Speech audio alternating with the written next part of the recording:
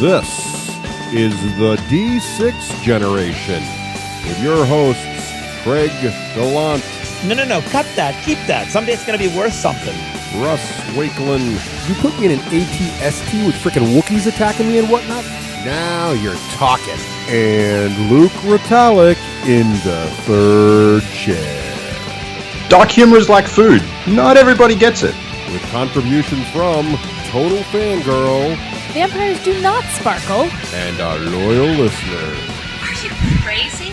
That's like 400 hours of gamer nonsense. Welcome to another edition of Rapid Fire, the roundtable discussion of all things gaming. Coming to the speed of a Wi-Fi signal, flashing through the ether to link two roaming gamers together as one. Today's edition is brought to you by all of our fine friends over at Patreon. And today we're well into the David zone with Dave Monroe, Dave Pike, David Bartley, David Bresson, and David Collins. Thank you, Davids. And thank everyone who's helped us keep the show alive. I'm Geekly McNardigan, and your host today. Our panelists are Russ Rocket League Wakelin and the Velvet Thunder from Down Under, host of World's End Radio, and so much more, Luke Retallack, minus the A.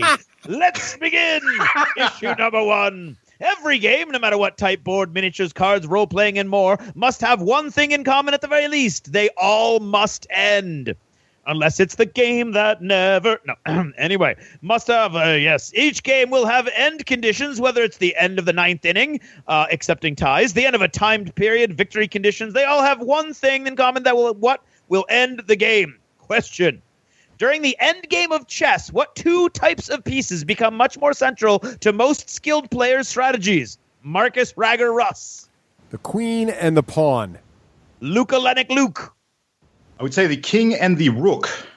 That makes both of you half right, which makes both of you all wrong, because there's no partial credit. It's the king, which becomes a more powerful central piece when threats are fewer, often becoming central to most players' strategies, and the pawns, which can be promoted should they reach the 8th rank. Issue number 2. Playing out across popular culture over the last year or so, the cataclysmic clash between the Marvel and DC filmographic universes has pitted friend against foe, brother against brother, and pretty much left the rest of the culture entirely unmolested. Right. Although it is clearly possible to enjoy both, if one is so inclined, forces are constantly at work to frame this showdown into the next apocryphal Star Wars, Star Trek confrontation. Question. With Marvel almost entirely on Netflix, where its shows take 2 of the top 5 slots for viewership, and DC now entirely on the CW, where their shows take all 3 of the top slots, what show from either franchise has the most viewers and how many? Rick Flag Russ. I'm going to go with Flash, and I don't know the number. Lobo Luke. I'm going to take a stab that it must be Daredevil, and let's go with about 40 million. Sure, sounds good. 40 million. 40 I don't know. And this is where we see how widely gamers often misunderstand their place in the universe. I'll give you partial credit, which of course means you're wrong, for Daredevil Season 2, which scored 4 million viewers. So 10%, 500,000 more than the top DC show on the CW, which was The Flash, which tied Luke Cage at 3.5 million, even though Luke Cage has only been out for a couple weeks.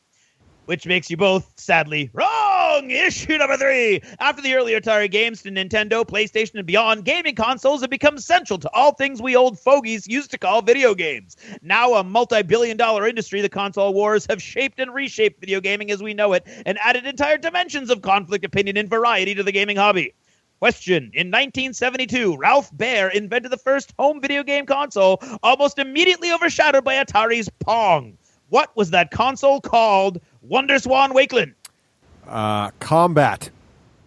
Atari Lynx Luke.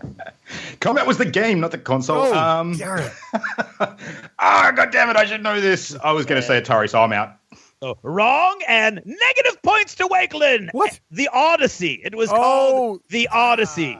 It was apparently only around for a few months. Yes. You can be forgiven for not knowing it. Issue number 4. To many of us outside the true gamer matter, the very term computer game seems to almost be a lost thing, as console games, sleek, multitasking, and user-friendly as they are, have insinuated themselves into the countless households under the guise of broad-spectrum entertainment systems, coincidentally eclipsing the old PC platforms that were nearly the only game in town back in the day.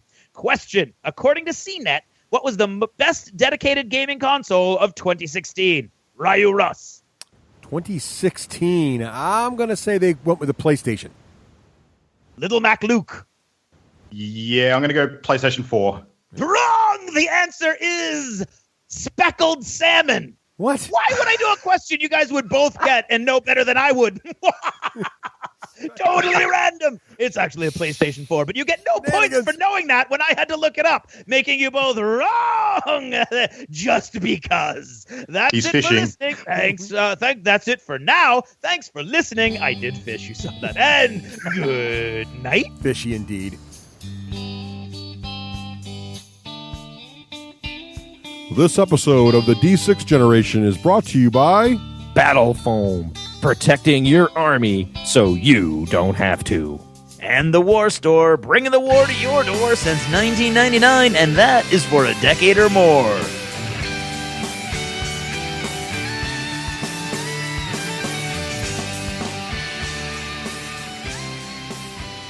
Hello. Hello. Hello. Hey, and welcome to episode 199, Craig. It looms large, ladies and gentlemen. Of It the looms D6 large. Generation. I'm Russ Wakelin. I'm Craig Gallant. And I'm Luke Retallack. Not to be confused with Metallica, which is also a great name to have.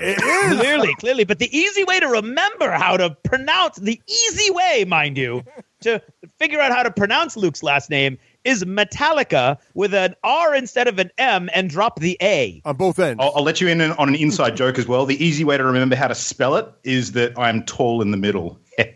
Oh, okay. Well, Anyway. Okay. before we get into politics, let's Now, move on see, to... in America, where everything is right side up, we call those love handles. But whatever. Oh, right.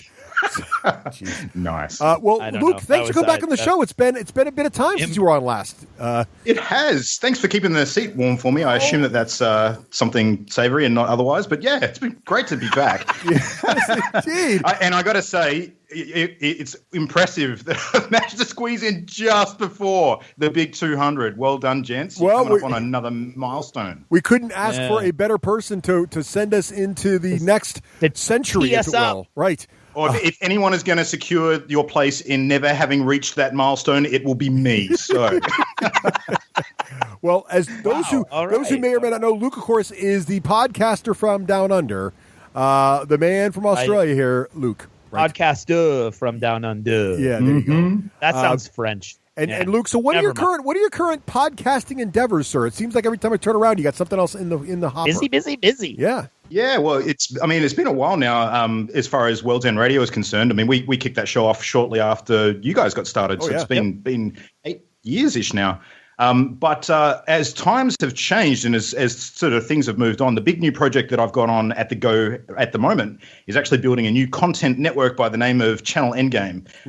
And the big show that is the focus currently under that umbrella is actually a podcast on video games that airs weekly called Party Loaded. And that's pretty much the tie into the video games industry, which we're going to sort of delve into a little bit later in this episode. But Excellent. yeah, Party Loaded, great fun. We've got a great panel of presenters on that one too. It's 2 guys and 2 ladies, so we've got a really good mix and representation of where the gender line falls in the video game industry at the moment, which is excellent. And having 4 panelists on and recording weekly is a different kind of beast to 3+ hour monster shows, I can tell you. No, right? That sounds very challenging. Well, that's awesome, Luke. And since we have Luke here, now I would argue that Luke is in fact a video game expert now because you have a podcast that makes you an expert. That's right. That's how that works, right? Craig? Clearly, absolutely. Clearly. Yep. So we thought we'd talk today a little bit about some gaming mechanics, a little Mulling Mechanics here on the Endgame, because I guess that's a good tie-in to some of Luke's new endeavors there. And then the other part we shall talk about is, of course, video games in general, because I haven't had a chance to talk about games in a while, and this will be great. And Luke, of course, knows what he's talking about, so you can give me all the insights here, Luke. So I'm sure there's a bunch of cool games I'm missing out on right now that you'll be able to fill me on. So I'm really excited to. Sure. All you learn have to do about is that. sacrifice half of your sleeping pattern every night, and you can too be across You everything. too. Like I am. Right. You too can have time to game. It's a brilliant strategy. I love it. So before we get to all that, though, Craig, we do have a current contest underway. We do. To help and the us. time is getting short. Yes, help us celebrate episode 200 That's of right. the D6 generation. And Craig, Speaking of the big 200. Yeah, what is that contest? What does it entail, sir? Well, we're looking for some pithy sound content for you to find or create that sort of encapsulates your memories or your favorite element of the D6 generation. We've got 9 years almost of material for you to sift through, if you will. But maybe you remember something. Maybe it's a guest. Maybe it's a bit. Maybe it's a moment in time, and you could either send us a little bit of audio of you just talking about it, or, some of you guys are wacky and you come up with all kinds of craziness, so I don't want to limit anybody's creativity. This is a wide open, you can't gotcha us on this one by saying that, you didn't say we could do that. You can do anything you want, but mainly we want to celebrate this 9 years we've had with you guys. Yeah, and we're reaching out to our former third chairs as well for all kinds of, if you participated in the show, we want to hear from you. If you're a listener, we want to hear from you. Anybody who's been involved in the show, please let us know what you like about it, because we'd love to share, and because you are as much a reason as any that we have made it this far. So we'd love to make sure that the show is a tribute to you. One could easily make an argument that it's more than chat. Exactly. And also, one other thing I want to point out is right now, according to current entries, the David Weber episode is in the lead for favorite moments in D6 generation history. So if you agree with that, then send more in. If you think there's other moments you'd like to highlight, then also please participate as well. Absolutely. And if you I'm have honestly been shocked. Are you really? I was going to say, I'm honestly shocked. I would have thought that stripper poles would have taken it out easily. I'm sure Phil is out there ombudsing himself away. And remember, to enter in this contest, please send emails to contest@the6generation.com. That email again, of course, is contest@the6generation.com. You then, the winners, and I think we'll take the top 2 or 3. Why not? Why not? I would say 3. We'll receive. Why not the top 200? Yeah, no. We'll receive prizes from the prize tub here, which include hotness from Stronghold games like Terraforming Mars, and include hotness from it's so much stuff in there. I can't even keep track. We have a lot of hotness from Spartan games. Oh, Spartan game hotness in there. I'm pretty sure there's some Halo Fleet battles in there. There might even be Seafall. Who knows? There's all kinds of craziness in there. So, yes, please participate. Great prizes to win, and more importantly, just to be a part of help us celebrate. A little part of D6 generation history, just a little bit, whatever it's worth. Exactly. Yep. And if you have been a third chair, don't send it to contest. Email us, and we'll tell you what we're trying to do, because that'll be a separate segment with all the third chairs. Yes, indeed. Now, also, recently we ran into Luke. I don't know how it happens. These Dunkin' Donuts are really pretty amazing. I believe there is a massive wormhole network connecting every Dunkin' Donuts in the universe. Yeah, a donut-shaped wormhole, one in fact. central donut-shaped toroid hub. Yeah, there's actually one Dunkin' Donuts, and everyone is just a portal to the same location. And this time we went in there, we saw Luke. And Luke, do you remember? Do you remember we talked about Luke in the Lost Chapter there in Dunkin' Donuts? Well, being the incredibly dedicated caliber of nerds that we are, we talked about all the nerdy TV shows that we've been watching lately. So the fall TV schedules, all the geeky goodness. It's a new season. It is. Mm-hmm. There's all kinds of geeky hotness. So we talk about the stuff we're watching, the stuff we want to watch, what we're liking, what we're disappointed in, all that hotness there. So head on over and check that out. Now, Craig, what is the best way for folks to get a hold of the Lost Chapters? Well, the best way for all involved for you to get a hold of the Lost Chapters would be to become a patron at Patreon. Go to patreon.com or click on through from our website, the d6generation.com, and look for the D6 Generation on Patreon. Just skip over the video. It's really not worth watching. And the way that Patreon works, you pledge like a little tip that every time we create main show content, which is always twice a month if we're lucky. Well, usually, sometimes once a month, but usually twice a month and no more. Certainly no more. And you will your donation will come out every time that we calculate it every time we download or we upload. I don't know what to do. Every time we beam content to you through the tubes, magic Craig. of it's a network of tubes. This thing in front of me. So if you pledge $2 or more per episode, you unlock the entire Lost Chapter vault. Excellent. You can listen to any Lost Chapter ever. It's like Netflix. So if 4 hours a week isn't enough for you for free, for $2 an episode, you get I don't know, what are we on now, Russ? I don't know, It's 124 craziness. episodes. Yeah. There's a challenge for your 200th episode. Get a listener to tally up the amount of hours available. That's a good one. It's my well God. over There you go. it's well over 400 hours of gamer nonsense It's now. insane. We're getting close to 800 or more, and it's really it's kind of foolish, honestly. Let's Kind of disgusting, actually. It really is. It's very indulgent. So on that note, Craig, what's the time now for? Jeez. I always forget this part. Achievements in gaming. It is indeed an Achievements in Gaming, of course, is brought to us by all of our fine friends over at Patreon. Thanks for all those contributions, folks. You're the ones that keep the lights on and let us go into places like Gen Con and other exciting conventions to help cover all this crazy stuff. Without a doubt. Indeed. So we should talk, Russ, before we talk about anything else. Yes. Speaking of going places, Oh, yes. where are we going? We're going to England, Craig. We're going to England. Ladies and gentlemen, if you happen to have an opportunity to go to SteamCon Yes. in Leeds, England, Yes. Russ and I will be there. Yes, in November, Thanksgiving weekend, which is actually a normal weekend in England, of course. Exactly. Yeah. Because, they have... Because you know why? No pumpkins. Well, there's nothing to be thankful for. That came out A lot of there's a dearth of gourd-like vegetables. Right. Is what They're I think. thankful in Canada. We're thankful here in the United States, but apparently in England, there's just no reason to really think Nothing to about be it. thankful I for. guess But not. you know what? We're thankful. Yes. Because Steam Forged Games Yes. is bringing us to England they've so asked that us we to can come over, experience yeah. an English convention. So we're going to be polishing up our guild balls, as it were. Yes, indeed. Ooh, Or see what you did or there. something, and head on over there and play some guild ball, cover the event, and see all the wackiness that is to unfold. And we're really, really excited. I can't wait. As listeners will know that Craig and I are very enamored with guild ball. We think the game is fantastic, and to be able to go to an event of this magnitude right over there in the heart of miniature gaming land, which is of course England, we are thrilled, and so we're looking forward to this very, very much. Right, Craig? Very, very excited. Very thankful for all the guys over at Steam Forged Games for making this possible. And so join us if you get the chance. If not, we're going to bring all that goodness back to you so you can experience, as we did, what it's like to go to a convention in another land. Exactly. But now it's time for Achievements in Gaming. It is. So Luke, what have you been playing lately? Well, lots of stuff. I'll chat about the sort of tabletop stuff first, as we tend to. So the big thing that's been going on with my regular gaming group in the last, I guess, almost 8 months now is actually ripping through a pandemic legacy campaign. And we wrapped that up, and we've actually just moved on to Risk Legacy as we've almost turned into a legacy group. Oh, yes. So I think Seafall is going to be next on the list. That's the next legacy style game, isn't it? Or have I got that confused with a how are different you title? enjoying Risk Legacy? So my family is about 8 games in and having a blast, and we just had a couple major events occur that really just made the game go to plaid. How far along is your group?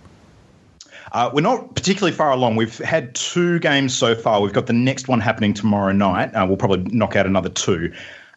Early impressions so far, I think we've kind of suffered from the fact that we've got a group where a couple of the players are not as strong on basic risk. So they've kind of made some, pun intended, risky moves that have ended the games a lot more prematurely than they otherwise should.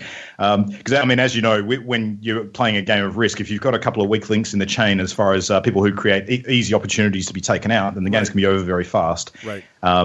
So that's kind of happened, and I'm hoping that people have wised up a little bit so we can have a little bit more in-depth go at it tomorrow night. Yeah. My early impressions are that it's really, really good, but I think that it's obvious where Pandemic sort of evolved on the winning formula and took it a few steps further. So we'll see how it continues to grow.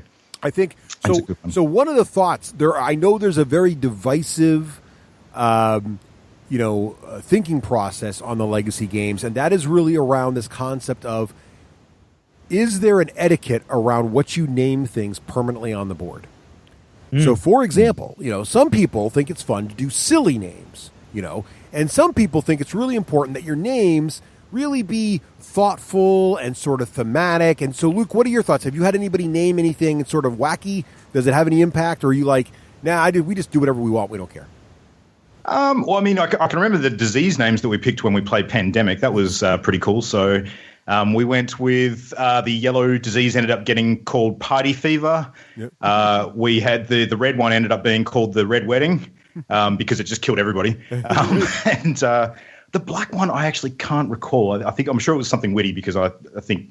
No, I didn't come up with that one, so it was probably terrible. So, yeah, it was good. The Risk ones, I actually can't recall. I think somebody else won the first one, so I instantly shut off mentally and didn't care. So we'll see. When I get to name something, I'll let you know. All right. Yeah, there's lots of naming in Risk. There's even more naming in Seafall. I'll talk about that in a little bit. But, yeah, it's a lot of fun, and I do think we just have a blast naming stuff. I think part of it is just the evolution and the story of when all the names occurred. And what's been kind of fun, Luke, too, is my family has played Risk Legacy at different venues, so we've played it camping, we played it on trips and on vacations. Mm-hmm. And one of the rules is whenever we're traveling, whatever you name has to be evocative of where we were, right? Ooh, that's a good way. That way we kind of remember that was named during that time we played out camping in the middle of the rainstorm kind of thing, So it's kind of fun. But I love the idea that when you look at the game board in the future, it kind of brings back moments because the board was permanently changed at these different times. So it's really a neat idea, Yeah, absolutely. I mean, if it was just a basic game board, it wouldn't be evocative of that particular moment in gaming. So, no, I completely agree. I think it's excellent. One other question for you was Risk Legacy iterates on the Risk model in one other cool way, which is the Victory Star option, which makes the game end much quicker because you're not playing player elimination, which is sort of the classic Risk model. How are you liking that? Does it end the game too quickly for you, or do you like it? Well, I think it ultimately does come down to a certain extent to player elimination if people get the opportunity. The Victory Star is good. But I think finding a gap in the opponent's defenses and rolling through as quickly as possible to get their headquarters and get that extra star still seems to be the favoured play.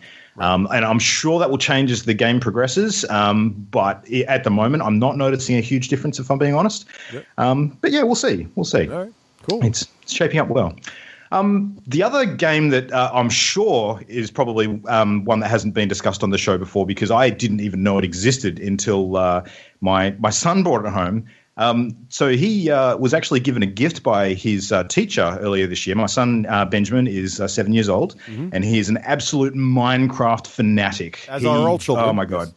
Yeah, he goes above and beyond. He has his top 5 favorite Minecraft YouTubers. Oh, yes. And he watches them religiously. It's just nuts. But his teacher gave him a present. I think it was for his birthday or some sort of achievement or something. And she actually gave him a copy of the Minecraft card game. And I was surprised. I looked at it and I thought, oh, okay, this looks like, one of those, cheap marketing knockoffs. It's, probably going to see a couple of plays and then end up in the cupboard. Sat down and actually learnt it and played it with him. And it turns out it's actually a really good game. I loved it. It was really good. Basic way it plays is themed around the Minecraft game, of course. You're basically digging for resources and then trying to use those resources to build different tools. Both of you are familiar with the game Splendor, are you not? Yes. Mm-hmm. Yeah, so think of Splendor in terms of you sort of gathering gems and using that as resources to sort of pull together and buy cards from the center that actually earn you your victory points. It's the same sort of concept, but you're basically flipping cards for resource types instead of sort of picking gems. And those resource types, because the cards are face down, are actually random. So you might pull, say, 2 stone or a diamond or 3 gold. It's usually values between 1 and 3. And you sort of pull those together and you can use those to buy the cards in the center of the pile. There's 4 different equipment decks. And you, of course, use different resources to craft them exactly the same as you would in Minecraft. And each of them are worth a certain number of points. But what's available is what cards are on top. And as you dig through them, other tools become available. So in terms of game points, a diamond sword, for instance, will be a high-scoring item. I think it's around a 5-point card. Whereas a wooden sword might be a 1 or a 2.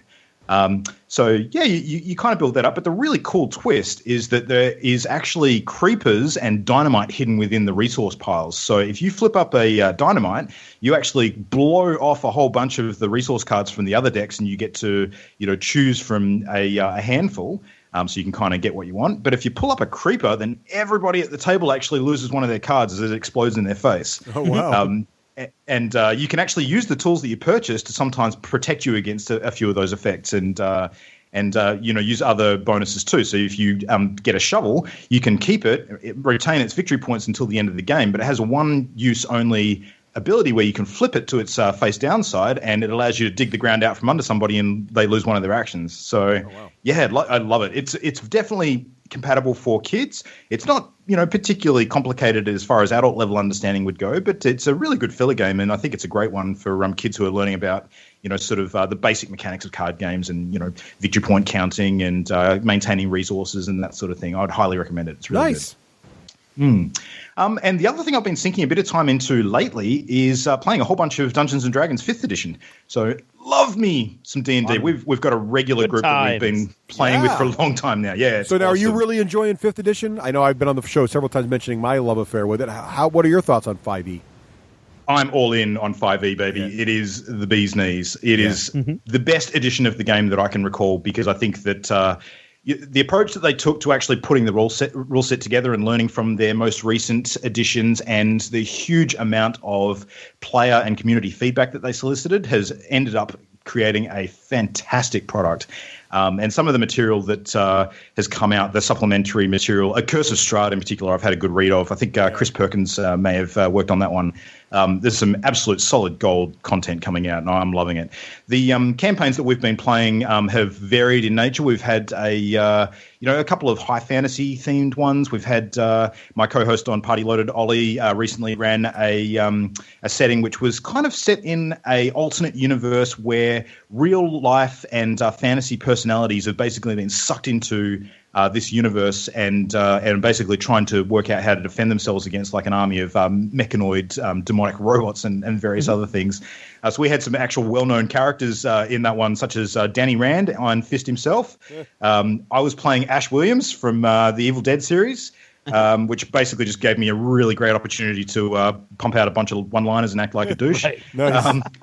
We had Jean Grey playing as her venturing into Phoenix crazy self, and a whole bunch of other ones. It was really interesting. But the one that we're focusing on right now is a new idea that we've kind of formulated based on the fact that we've got a few people in our group that are keen to dip their toe into the DMing side of things, but don't really know where to start and don't want to commit to a long campaign. Mm-hmm. And we've got a handful of players, myself included, who really enjoy the DMing side of things, but we don't like to do it for too long because we enjoy being players too. So what we're doing is what we're calling a one-shots campaign. So the idea being that we have short adventures, so usually lasting somewhere between 2 to 3 or sometimes 4 if it's a really compelling storyline sessions. And we actually have the DM seat being a hot seat. So we actually switch the DM and have a recurring pool of characters that sort of fit into whatever adventure it happens to be. So think of a band of adventurers sort of sitting at a tavern drinking their ales, and there being a notice board which they can sort of pluck out their quest of the week, if you like. And they are sort of loosely linked through an ongoing narrative, and that gives us a chance to have a slightly different roster each time and a different DM, and prevents that player and DM fatigue, get some really great new ideas at the table, and it's a new way to kind of work together and create a story as a group. So I'm loving that. It's been really interesting. I love that idea. That's brilliant. Yeah. Yeah. How about that's me. Oh, great. How about you, Craig? I have not done a lot. I won't lie. This year, instead of the big Roman gladiator naval combat that I usually run, I actually tried Arena Rex. So I brought in the arena and we played. There's 18 kids in that class. So we had 18 gladiators running around with only slightly modified rules, and they loved it. And then the bell rang and they were like, when can we play this again? And I said, never. Oh, no. It's just, it was ridiculous. 18 kids running around. They're like, they loved the game, and it's very simple. It's very fun. It's very fast. The problem is, as we talk about later in the show, player elimination. Mm-hmm. And when there's 18 of you and you're playing for, a big block of time and then you get killed, that's not a lot of fun. Right. Whereas the boat game has a little more of a creative aspect to it. It's a lot more streamlined and just kind of like fast and fun. Takes a lot longer to die. It's more of a skill rather than just dice rolling, which we as gamers all get. The Roman Gladiator, the boat game that I play is a lot of like dexterity with the rubber bands and stuff like that. So I think I'll be going back to that next year. But it was fun trying it and setting it up, and the kids loved the arena. They thought it looked really cool. And I played Werewolf. We had a rough week last week in class. The kids got a lot done on the set, etc. And to reward them on Friday, on Thursday actually, because we had a teacher workshop day on Friday, we played Werewolf in a couple classes, and then my advanced class, who loves Werewolf, I told them about code names and asked them, or code names, yes, Right, code names, and asked them if they wanted to try that instead of Werewolf, and they did, and they loved it. So, and that's a big class. Again, that's the same class, 18. This is like 3 weeks of gaming, by the way. It's not like I game all the time in that class, but 3 weeks of classes. So they loved code names. So which version did you play, Craig? Was it? It was the original. Okay, not the picture one. No. Yeah, no. I really enjoyed the picture one when I played it at Gen Con, but I think that might be because the grid is smaller. Right. And I get a little intimidated with 5x5 grid is gets into my head. But that's it for me. What about you, Russ? Well, just a couple things. Also, I had a little travel 1 week there, so didn't get as much gaming as I'd hoped. But also, like you, Luke, really enjoying Dungeons & Dragons 5e. I've talked about it on the show a bit. I'm running a campaign with my daughters, my niece and nephew, and my brother. That is continuing. We're still playing Horde of the Dragon Queen. Nice. We're on to the swamp/castle section. That's all I'll give for spoilers there. They are really enjoying it, and they're getting involved in all kinds of craziness, honestly. And I have to say, the Vengeance Paladin may be my new favorite flavor of Paladin introduced in this edition of Dungeons & Dragons, because he's like killing people in cold blood, right? And I'm like, wait, because I honestly, I haven't like devoured each class and knowing all the subtleties as the dungeon master. I got enough to keep track of all the monsters and everything. So I'll be like, wait, what? You just killed that guy in cold blood? And my brother would be like, yes, allow me to read from passage 3. Even, slowly the paladin came up behind the orc and decapitated him, saying, you shall never harm a good person again, kind of thing. It's like, what the Vengeance Paladin is like anything in the name of vengeance. It's like no mercy. It's like, it's still considered lawful good, which is sort of interesting, but their own version of law is kind of awesome. So they're kind of a code, and justifies the means kind of guy. Yeah, exactly. So it's kind of a different take on the, really tough to play paladin who's completely and totally by the law. Which is still interesting and still available, but they have those sort of subclass options now. So having a lot of fun with that, and then also, so Seafall finally shipped, which, as you mentioned, Luke, is the latest edition in the Legacy series of games. All these different Legacy games are from different publishers, but similar designers, so they're all the same ideas. And Seafall is the first Legacy game to be an all-new property. So Legacy Risk... I'm super excited for this one. Yeah, super excited. So Legacy Risk was the first, of course, based on Risk. And then we had Legacy Pandemic, which, of course, is based on Pandemic. This is now Seafall, which is essentially Age of Sail, sort of exploring an archipelago thing. But the archipelago is fictional. And it's really hard to, unfortunately, talk about these games because they're chock full of spoilers. So I don't really want to say much, except the first mission, and this is all not behind anything secret. You go out, and the end game of the first mission is to name all 4 islands. And there's these little glory points you get for doing things. And every time you get a multiple of 3 glory points, you get to name an island. And so immediately we're off naming islands. Also, you get a faction, and as soon as you're assigned a faction, you get to write right on the faction board the name of the faction because you're creating it. You get assigned a sort of a leader of your faction. There's ships. Each get 2 plastic ships, sort of a ship of the line and a little scout ship. And, of course, you can name both of those permanently and permanent marker on your sheet. So you're already setting up the nation states, or if you will, the provinces, if you will, of your empire. And then it grows over time. And anybody who's played, I think we're all taking bets now. We don't know. We're all taking bets like, will there be fantasy elements introduced? Will magic show up? You never know. Those who have played Risk Legacy know some pretty crazy things start to happen in Risk Legacy. So I wouldn't put it past them if some pretty crazy things started happening in Seafall as we go on. But there's already a lot of hints. And what I really like about Seafall, the coolest part, Luke, that I think you'll enjoy, especially as a role player, is have you ever played Tales of Arabian Nights? Yes, I have. So do you know how there's a giant book? And you do something in Tales of Arabian Nights, and it says, like, go to passage 417, and you read this little bit of fluff out loud that explains what happens to you, and then you have a couple choices. And it says, if you choose to attempt to rescue the princess, go to passage 500. If you choose to ignore the princess or sell her for ransom, go to passage 200, right? And then it tells you what happens. So it's kind of like a make-your-own-adventure book combined with a board game. Well, Seafall does the same thing. So as you explore these islands, you look in this little booklet, and you look up a number, and it tells you what happens, and then you can choose different options, and that ends up either helping you, maybe your crew commits mutiny because you just keep on the land too long, all kinds of crazy things start to occur. And it's really interesting. So it's a little bit random there, but it's really cool to see how the game unfolds. So yeah, really enjoying Seafall. I'm looking forward to getting deeper into the campaign and seeing how it unfolds. So hype engine is entering overdrive. That sounds great. Actually, I have one question about it, Russ, because this wasn't sort of made clear to me in the stuff that I've seen so far. Is it cooperative or competitive? Competitive. So it is excellent. So and I think some people are complaining about this, but those are the folks who I think have only played Pandemic Legacy and not played Risk Legacy, which of course is competitive. But how it works normally in the game is there's a very clear nailed to the side of the board glory point track, and in most games there'll be some number of glory points trying to get you first. I wonder how each of us feels about that kind of point track. If only we were talking I about wonder if the future holds some sort of discussion on that topic. And kind of like Risk Legacy, the winner of each round gets to do certain things that permanently affect the game going forward, like maybe name an island or permanently destroy. What's also cool is like these specialists that you can hire into your fleet. Like advisors or guides on the islands or whatever. And the rule in the game is there are all these cool little say like the Savage, or the local guide or the Wind Master or the Arms Master. Now, there's a space above their cool portrait for a name, but it's blank. And the first person to hire this person gets to name them.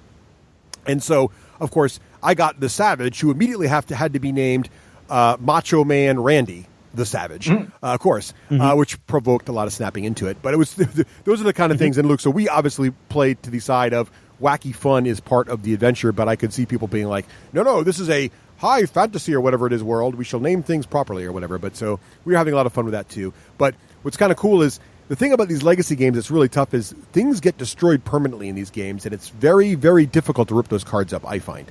I love it. It's an emotional thing for me. So.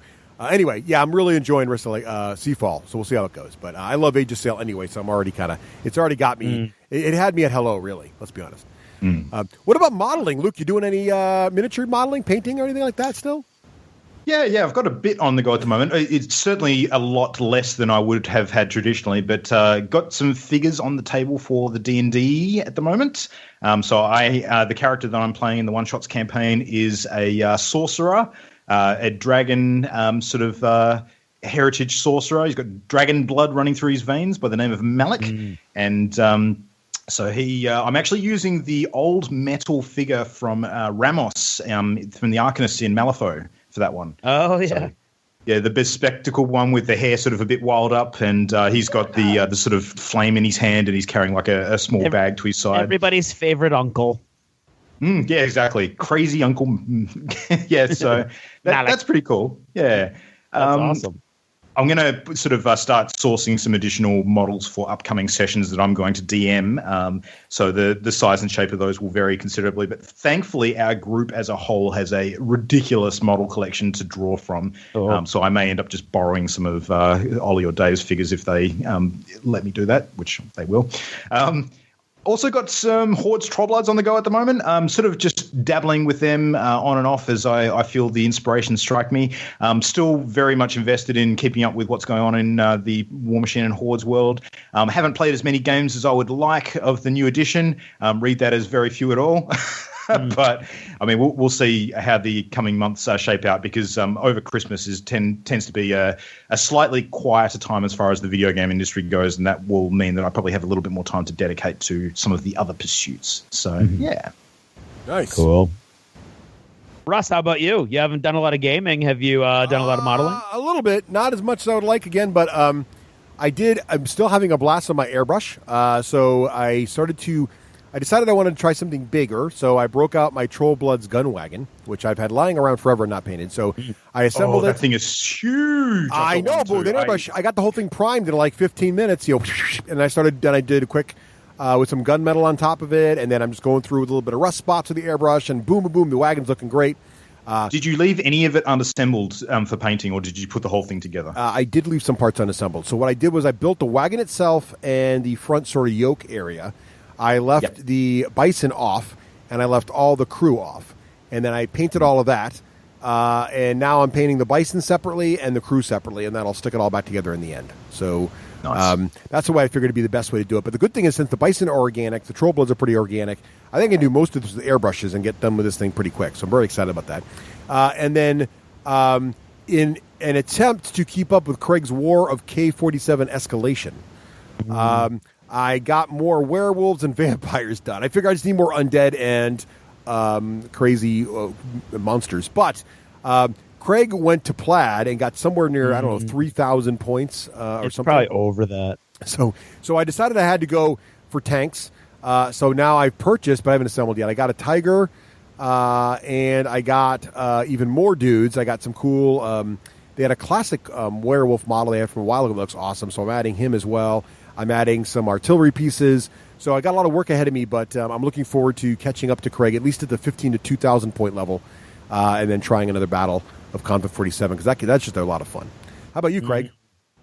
Well, having been abandoned by pretty much everybody I game with recently, Russ has gone away for business all the time, and I was kind of locked out of another group. That was fun.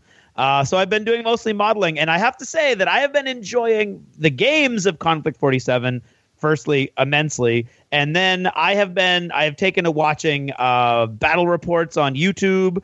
I wish I could remember the guys that I was watching, because I should give them a shout out, because it was awesome, and I'm typing while I talk, and I'm not doing a very good job of hiding either, actually. I'm wildly, that's YouTube. How do you spell that? Okay. And that would be these guys. And what are they called? Oh, that's loud. Okay. Tabletop Battle. And I believe they're from Norway, I believe. And they do their, first of all, the guys, they're very characterful guys. It's fun watching them play. They have a good time. They keep it clean for the most part. You can tell that their game group has all kinds of little rivalries in it, and it's fun. And I'm learning a lot about the game by watching. And they've only done one or two Conflict 47, so then I watched a bunch of Bolt Action. I'm learning all kinds of stuff on that, and I go back to my book to make sure that they didn't do something wrong, and they very seldom do. It's usually me that has a wrong idea in my head. And I am enjoying this whole process and this whole experience more than I think I've enjoyed any other miniatures gaming experience since I was so into 40K in the good old days. Wow. The depth of units I have on offer is actually blows even 40K away, and almost all of it is either resin or plastic. Most of the troops are plastic and everything for the most part. I'm loving putting the models together. I'm loving watching these games. I'm loving trying to think about what are Russ and I going to do next. The terrain is great, and it's kind of like I can't really put into words the kind of impact it sort of had on me. I've just gone nuts. Like Russ said, I kind of went to Plaid with the collection. And it's just because I'm really enjoying this game, to the point where I get offended when I run into older battle reports as I'm weaving through it, and people are like, "Oh, this is that 40K game that's like World War II 40K." And I'm like, it is not even close. But that's neither here nor there. So what does it mean to go to Plaid? Well, let's see. They've got this thing called the Iron Fist box, which may or may not contain 3 M3 half tracks and 30 guys. So I may or may not have 3 M3 half tracks all painted up and decaled and distressed and ready to go. I don't have all 30 guys painted yet, but I'm getting there. And then I was like, oh, these transports are cool, but they're a little expensive. What else do I have? Oh, wait, look, there's this Deuce and a Half, the 2.5 ton truck. Oh, I need one of those. So I got one of those. And then I was like, oh, wait a minute. If I'm towing my artillery, it takes up all 12 of the infantry slots for that one. Well, then I need something to carry smaller that's cheaper. Oh, there's a Dodge 3/4 ton truck. Oh, so I got one of those. And then I was looking at the half tracks. Of course, they're iconic. They're great. I was looking at the different options. So I have an M16 meat chopper anti-aircraft that's got 4 50 caliber machine guns. So I got that, and that's all put together and distressed and decaled. The M26 Pershing heavy tank, because Russ kept talking about a Tiger. Although he didn't get a Tiger, I knew eventually there was going to be a Tiger in my future. And until he goes to the Tiger 2, which is 150 points more for only 1 more point of frontal armor, I thought, well, the M26 Pershing in Bolt Action is the exact same stats as the Tiger, so I have that all painted up and decaled and distressed out. But at the same time, I was like, well, what weapon makes the Pershing so dangerous? Oh, it's the super heavy anti-tank gun. Where else can I get one of those? Oh, the M36 Jackson tank destroyer. So I have one of those. And all of this happened because I couldn't get my hands on a single actual Conflict 47 model for the Americans outside of the starter box, and I didn't want to buy a whole new starter box. But then eventually I got my Grizzly medium walker, so that's all done and painted and decaled and distressed. So I got a bunch more infantry. I may or may not have done a Tiger Shark plane in European color scheme. Oh, jeez. So I've been busy. So I've made up for the fact that I can't find anybody to play games with me anymore. But dude, I've got a giant bolt action / Conflict 47 army. Nice. And you can stop anytime you want, right? I can stop anytime I want. I'm just doing it because I want to do it. Right. Exactly. Okay. No big deal. Well, there My wife's totally supportive of this. What about other random geeky goodness? What about books, movies, TV shows? Luke? All right, let me crack my virtual knuckles and try and keep this brief. Yeah, right. This is kind of where the bulk of the content sits. So, look, I won't dive too much into TV because I think anyone who wants to hear about my thoughts on some of the returning fall shows can check out the Lost Chapters and support you guys via Patreon. Indeed. Suffice to say, Westworld is awesome, and I'm a big fan of all of the returning superhero goodness. So that's that. So the thing that I've been doing over the last couple of days is actually digging into the new Gears of War 4, which I know you have been as well, Russ, and you're miles ahead of where I am, from what I understand.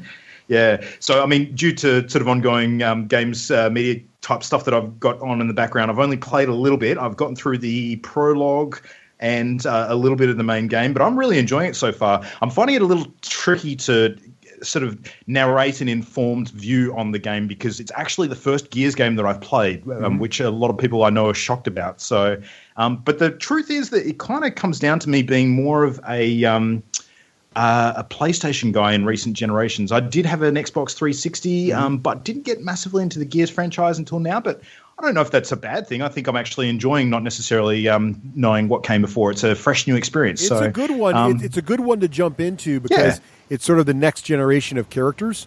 So while there is backstory and history there, they're clearly this is set up to be another trilogy. Clearly, especially with the ending. I managed to get to the end. I really enjoyed it. I got early access, so this is something we will talk about later, Luke, which is this idea of what they're now doing is if you pay extra for the collector's edition, you can get into the game early. And so us suckers who are like, I want to play now, will pay extra for this. So this is kind of a brilliant marketing strategy. So I had the privilege of going into it on Columbus Day weekend and getting pretty much blasting through the campaign. But it's the only negative. It's getting very positive reviews. The only negative thing I've seen about it, I think, is a positive for someone like you, which is it doesn't really innovate on the Gears formula. It's just more of what makes Gears great. So if you're a Gears fan, it's more of the same. If you've never played Gears before, you're really getting sort of the best graphical version and the most refined version of Gears of War, without anything really new other than some pretty good writing and one-liners. But Gears has always kind of had that, and so I think it's a really good one for folks who've never experienced Gears before to jump right in and really kind of feel what it's all about. I get the impression that even if I had have jumped in on the previous titles, and that was the case, that it was only sort of a mild iteration on the mechanics that worked before, I'm generally completely okay with that because I love to fall in the camp of if it ain't broke, don't fix it. Yes. I think there's too many examples of game devs that have fallen into these spaces where, they come under heavy criticism for not, embellishing on a tried and tested formula, and they go too far and reinvent the wheel, and it ends up being something that people just don't want at all. So I'm very happy to go with the safe option in that case. And I think one thing folks should remember about Gears is that the cover mechanic in Gears of War was very innovative when it first came out, and many games have borrowed it. So if you think about how Mass Effect works and a lot of other games you can kind of lock in behind cover with a button press, that all started with Gears. And so Gears really was the first game that said, it's not really all about jumping and hopping, everybody. It's actually about, being on the ground and using cover very effectively. And the game is really all about the cover. And I think and then of course, it's also about chainsawing your opponents in half, which is also a key mechanic there. Yeah. The whole game is very chunky, from the size of the heroes' necks to the size of the weapons that they're firing. It's Space Marine people with bayonet chainsaws and big egos, pretty much. So the other thing, as far as shooters go, that I've been really enjoying lately is Overwatch, of course, the hero team shooter from Blizzard Entertainment, which has made huge waves this year as far as big releases go, and more on that later. But they've just launched a special Halloween promotion that they're doing, where they've got Halloween-themed cosmetic items that you can open up for your heroes and sort of deck them out in various different ways. And a actual, what they call a brawl scenario. So I don't know how familiar you both are with Hearthstone, because Hearthstone's another game that Blizzard sort of introduced this sort of brawl system into, where it's kind of like a themed game of the week, if you like. So they change up some of the rules. They get you to use different decks or characters, and it's kind of like a scenario of sorts. So works great in Hearthstone. They've adapted that formula for other games too. Heroes of the Storm is another one that they're trying it with. But Overwatch's brawls have kind of been a little bit lackluster, because they've kind of just been, okay, let's just remove a few characters and see how it goes. Yeah. But this one is fully Halloween themed, and it's based on Dr. Junkenstein's Revenge. Yes. One of the key characters in Overwatch, who I am very close to personally, is a character by the name of Junkrat. He's a pyromaniac sort of scrapper Aussie who rolls around and shoots people with a giant grenade gun and rolls explosive tires into them. So, very Mad Max meets the Joker, basically. And they've adapted him as like your Dr. Frankenstein sort of character for this particular scenario, and he's got his posse of horror villains with him. So a witch version of the character Mercy, who's typically a healer who brings other heroes back to life.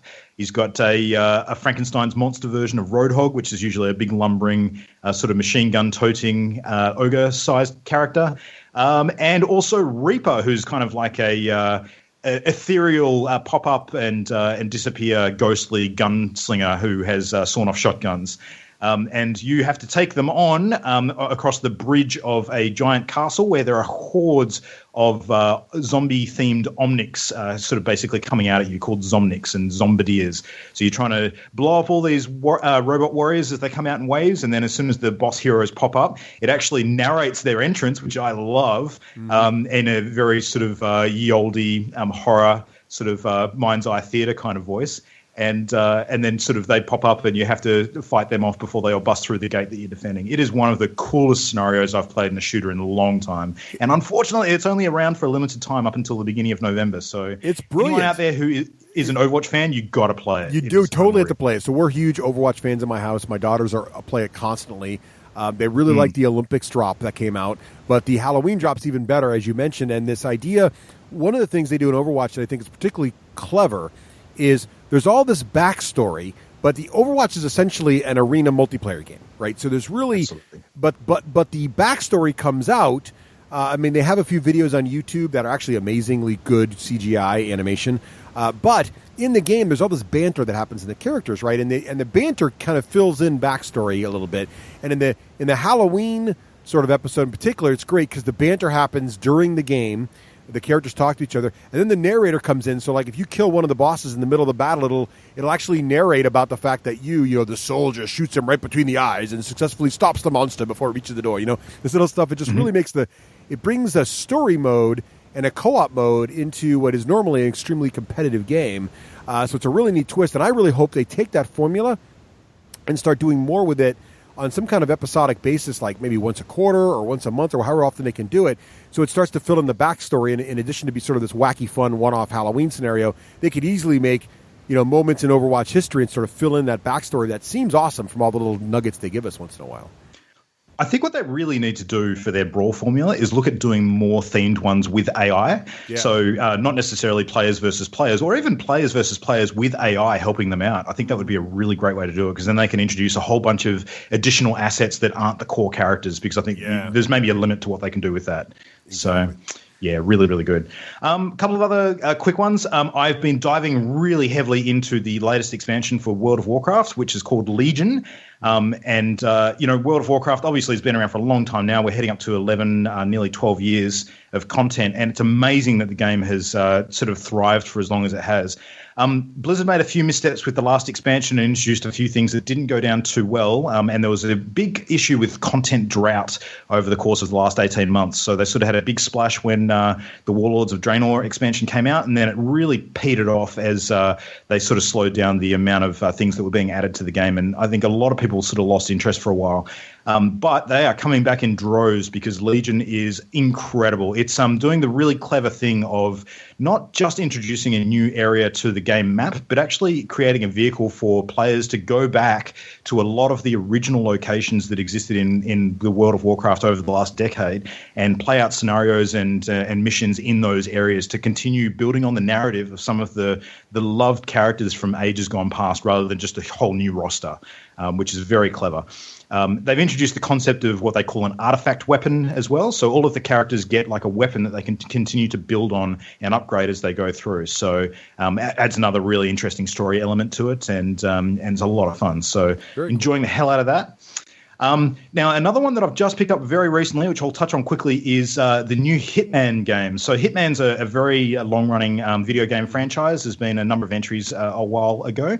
So what they've done is they've actually created an episodic version of Hitman, which a lot of people were nervous about because episodic games have a pretty hit or miss history going behind them. A couple of the issues being that people often think that a game franchise that's split up into its constituent parts is a bit of a blatant money grab. Mm-hmm. So rather than paying for a single release of the game, you're paying more over a longer period of time for the individual components of it.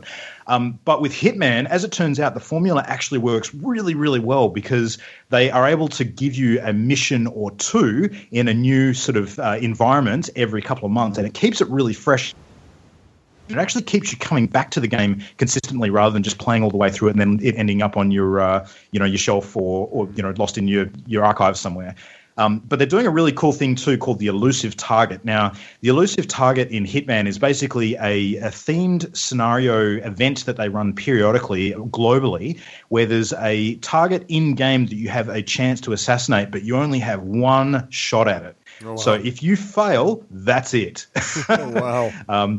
So, yeah, a lot of people have sort of been getting on board with the whole YouTuber and Twitch streaming phenomenon to sort of, broadcast their attempts to take out the elusive target. They've gotten some celebrity talent involved in it as well. Like one of the recent ones was actually Gary Busey was the elusive target. So anyone who wanted to kill Gary Busey, that was your shot at it. And it's been really humorous, but the game is solid. Like the number of ways you can assassinate somebody in any of the given maps is incredible. Like the last one I played, you could drown a guy in a toilet. You could, create an accident on a fighter jet. So when someone inspects it, the ejector seat goes off while the top hatch is closed and splatters them on the window. It's really creative. It's great fun. So I highly recommend that. It's a good one. Yeah. But yeah, the next couple of weeks are going to be pretty busy. I'm sort of getting stuck into all of our prep for the upcoming PAX Australia, which will be the fourth PAX that we've had in Oz. And myself and our Party Loaded group and a huge posse of people from Perth, which seems to grow every year. There's about 20 or so of us this year, are heading over, and we're going to be having basically Nerd Christmas for a good solid weekend. And this year I'm going to be over and covering media at the event too, so doing lots of video and audio content for Channel Endgame. So it's going to be great fun. Nice. That's me. Very good. Well, that's impressive, Luke. How about you, Craig? Westworld, awesome, loving it. Luke Cage is probably my favorite of the Marvel Netflix shows so far. I loved that all the way through the end. Longmire, I'm really enjoying it, although it's not as great as it used to be. As far as what I'm listening to, I wanted something new, but I was still in a sort of a fantasy frame of mind.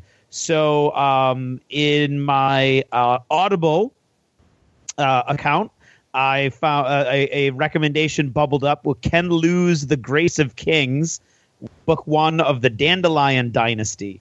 And it's a great name. It's completely away from the sort of Eurocentric. I know that's a thing that bothers some people, Eurocentric fantasy. It doesn't really bother me, but I like expanding my horizons also. And this is kind of like there's an Asian flavor to it at the same time. There is a giant area called the Big Island, so you can't escape a Hawaiian sort of vibe as well. It is very much epic fantasy, and so I'm not so sure I'm really enjoying it now. You don't really have enough time to really start identifying with characters because the scope of this vast empire that you're talking about. So the list of characters is insanely long. There's no real central character, although there is. I'm about 2/3 of the way through now, and there is a central character who's developing out of this whole story, which you would imagine there would have to be for the book to be called, or the series to be called, the Dandelion Dynasty. But at the same time, it's almost as if he wants to go full out George R.R. Martin in that there's no real good guys, but half of the guys that you can kind of tell they're supposed to be the good guys, and the bad things they're doing are more annoying than actually bad. Mm-hmm. So it's kind of like, why would you do that? That's not nice. So I'm finding it very intriguing. And on a side note, I had noticed years ago when I started writing that most modern books are written from a point of view perspective where you know what character's point of view, whether it's first person or not, like a chapter or a section of the book is from one particular character's point of view. And I've found myself wondering, like, is it always been like this? What would a book be like that didn't sort of break it down that way? And this book is very much not broken down that way, and I'm finding I don't like that either. Mm. So the point of view sort of shifts from one moment to the next, and I find it sort of vague. And it, ultimately what it feels like is I feel like I'm being told like a story in a grand old tradition rather than experiencing a novel, I guess. So I'm intrigued. I'm enjoying it, just not quite the way I had anticipated. But it's very, very different, and the story is very convoluted. And if you like intrigue and all that sort of thing, it's all in there. So Ken Liu's The Grace of Kings is the book. And on my side, I am just finishing up. I just did a deal for an Beyond the Gates of Antari's short story. So I'm just finishing up on that. And I just got contacted by FFG. I have a very exciting couple people have asked me on Twitter and email if there was something in the works. And this isn't exactly what some people were thinking, but it's in the same vein. And I can't say any more but right now. But it's very exciting. And still working on editing that big fantasy novel that I did as on spec for an attempt to broaden my horizons in other ways. But that's all me.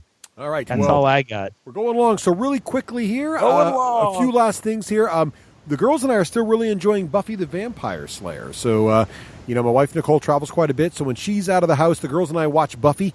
We are now most of the way through season 2, and it's been so long. I mean, Buffy came out in 97, and I really haven't rewatched the series since then. So this is, over 10 years ago. So I'm forgetting most of these things. I remember most of the big plot points, but really enjoying it. Still mostly holds up, I think. Mostly it actually does. Yeah, I mean, I said it before. One of the things we're still noticing, and it's become a running joke in our house, in addition to the fact that there's a lot of dated stuff happening there, that if everybody just had cell phones back then, half the problems Buffy got into wouldn't have happened. But the second thing we've noticed is, and I don't know, Craig, are there any fire axes in your school? Have I had this question for you before? You have, and I would be hard-pressed to find a fire axe in my school. So every third episode now, there's someone carrying a fire axe they found in the school, And we still find this fascinating, because I don't know if it's a Buffy thing or just a trope or what. And I don't know if it's a zero tolerance policy that all fire axes are removed, or I'm not even sure there were ever any fire axes in schools, to be honest with you. It seems kind of like a silly idea. But in any case, they do rely heavily on the fire axe in Buffy the Vampire Slayer. As we mentioned in the last chapter, enjoying Westworld and Luke Cage. We already talked about Gears of War 4. The only other game I've been playing a lot of, Luke, and you might appreciate this, is Vermintide. Have you tried this one? Oh, so good. Good game. So I'm actually going to talk about it a bit on App of the Ep, so I won't talk more about it here, but it's basically a first-person co-op romping through the world of Warhammer from Games Workshop. A lot of fun. Console version. So if you're interested in that, check it out, or listen to the App of the Ep shortly after this and hear more all about it. So is that achievements? That's achievements. And then some. I think so. That's achievements. So here's the final score. Ripley has 147 victory points. Hicks has 132. I have 117. And Hudson has 87. That's it, man. Game over, man. Game over. What the frick are we going to do now? Put the game away.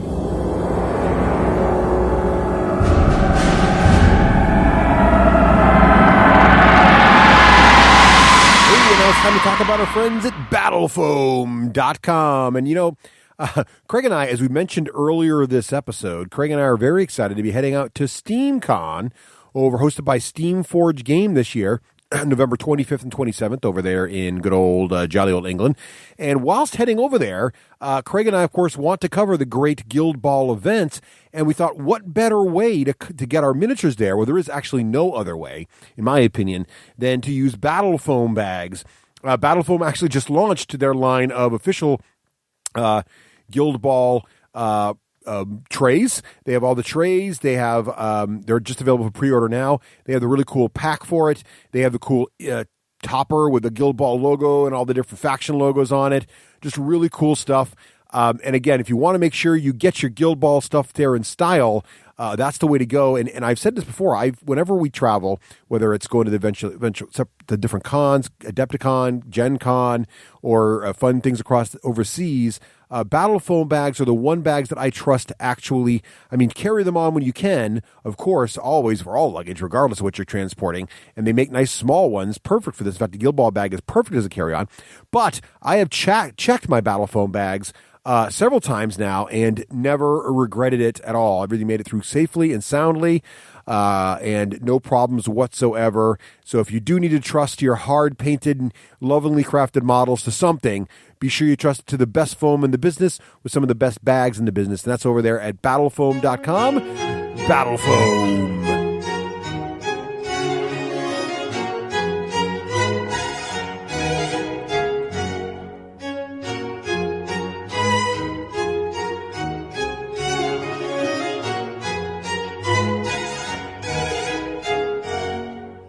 And now, in an attempt to bring a small amount of dignity and decorum to this otherwise base form of entertainment, and I use the term loosely, I am proud to present... Oh, get on with it. It's time for App of the Ep.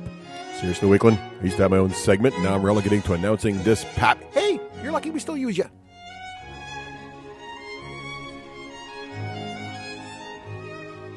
Now I want to talk about Battlefield 1. This also just came out. So this is the ultimate season for video gamers, because now as the holidays approach, all the great games are coming out. And what I'm really enjoying is that the multiplayer games, the games that live in multiplayer in the past, now have really compelling stories. So Battlefield 1's a great example where they added story mode to that. Gears of War always had a story mode, about 10 hours. Now Battlefield 1 has story mode. Titanfall 2 is coming out with a great-looking campaign mode. And then, of course, the new Call of Duty looks like it's a pretty good campaign mode as well. And I love the single-player stories. I love multiplayer as much as the next guy. But it's the single-player, it's the story that I really get into. And Battlefield 1 has done an amazing job. As those listening may know, Battlefield 1 is, of course, the next in the Battlefield series. But this one goes back to the beginnings and goes back to World War I. Really interesting job here. The amount of polish in this game and the attention to detail is really fascinating. Not only are you able to do whatever you want in the multiplayer mode, from a variety of classes, from a regular sort of a shock trooper who's up close and personal with shotguns, to a sniper, to an all-around repair guy who can fix vehicles, to a medic who can get people that have been killed back into the fight. All those different roles are great, but then you have the vehicles, which goes crazy. You have tanks and trucks and horses with sabers you can ride, and biplanes and dirigibles. You can man all the different turrets, and it's just flamethrowers, you name it. It's got all these things going on in there in an amazing way. What feels like a completely indestructible environment. Everything blows up, all kinds of crazy weapons. The multiplayer mode also features this campaign mode, operations they call it, which is multi-stage battles that eventually progress a short story narrative, which is really cool and changes the objectives up quite a bit. And it's kind of a neat playing mode where you have 3 different attempts as the attacking team to take multiple staged objectives from the defenders. And if you lose one of your attempts, you come back again a second time. But in the second attempt, you're given some really powerful aid to get through. So like in the second attempt, you might get a giant dirigible, which you can man and flies around the field, shelling the enemy. The enemy can take it out, but they're distracted by it while you try to get past the next level. Or you might get a giant train, because the map might be all around train tracks. You can get a giant battle train with turrets and defensive positions on it and everything. Or you might get a battleship coming in offshore to shell the coast. I mean, all kinds of crazy stuff. But then you have a really, really compelling first-person experience also, which really impressed me as well. So it's a collection of short stories that take place at various points in the war with various protagonists. And one takes place in the Italy theater, one takes place in Germany, one takes place down in Lawrence of Arabia, down in the Gulf there. Just really interesting stories following different characters. And what's fascinating about it is not only and you different roles too. So one might be about a pilot, and you're basically most of the missions are flying around in a biplane. Then one might also be a member of a tank crew, and you're taking the tank through its journey. And they dot these things with little historical bits of trivia. Now the game is not 100% historically accurate. Obviously, they take some liberties here and there to make it fun, but they seed it with all kinds of historical accuracies. And there's all these little codex entries. And I find my girls are watching now, and it's definitely an M17 title. It's a lot of gore and blood. But, they're 14 and 12 now. They've seen all that kind of stuff. So they watch it with me. And what they've been finding interesting is, like, my oldest daughter's like, Dad, were there African-American troops? Because I was just learning that they were allowed to fight in the Civil War, but then they were outlawed after the Civil War. And I said, well, let's watch it. And as I played the scene where you're an African-American fighting as an American World War I, all of a sudden a codex entry pops up, and then there's the historical context for the actual battlefield. And so we were actually learning, and my kids are like, oh, which flag is that? Which country is that from? And we're learning all about what happened. And they're like, wow, they wore capes in that war? Why are they wearing so crazy fancy clothes? And we learned that in World War I, of course, it kind of transitioned from the classic military battle dress uniforms of olden times when people marched in broad ranked units to the more modern types of combat you have today with camouflage and machine guns and everything else, and sort of changed the face of war. And so really compelling game, really interesting stuff, a lot of fun. They do a good job of balancing the fun with the history, and it's really, really interesting. And World War I is one of those wars that I don't think is well served in video games. I think there's some the liberties they took were things like there's probably a few too many aircraft flying around. There's probably weren't that many dirigibles every battle. Those kind of things are added for fun. But man, there's some cool scenes, and really right out of a really good war movie. It really feels like you're in sort of a hammed up war movie at times. But great acting, great, amazing, really captivating music. And just super compelling gameplay. I can't say enough good things about Battlefield 1. The only negatives are the campaign. The single-player version is going to be really short, as most of these games are. You're usually used to nowadays getting about 10 to 12 hours out of single player. There's some replayability to try to get all the medals and all the things, but really it's about a 10-hour experience for the story. But the multiplayer is so compelling with its story modes, I can see you getting well worth your money out of this game. So check it out. That's Battlefield 1 on all major platforms today. Thank you for listening to another scintillating edition of App of the App, a segment in which, Hey, less of that. More just getting on with the show. seriously, Wakeland, you are like school in summer. No class.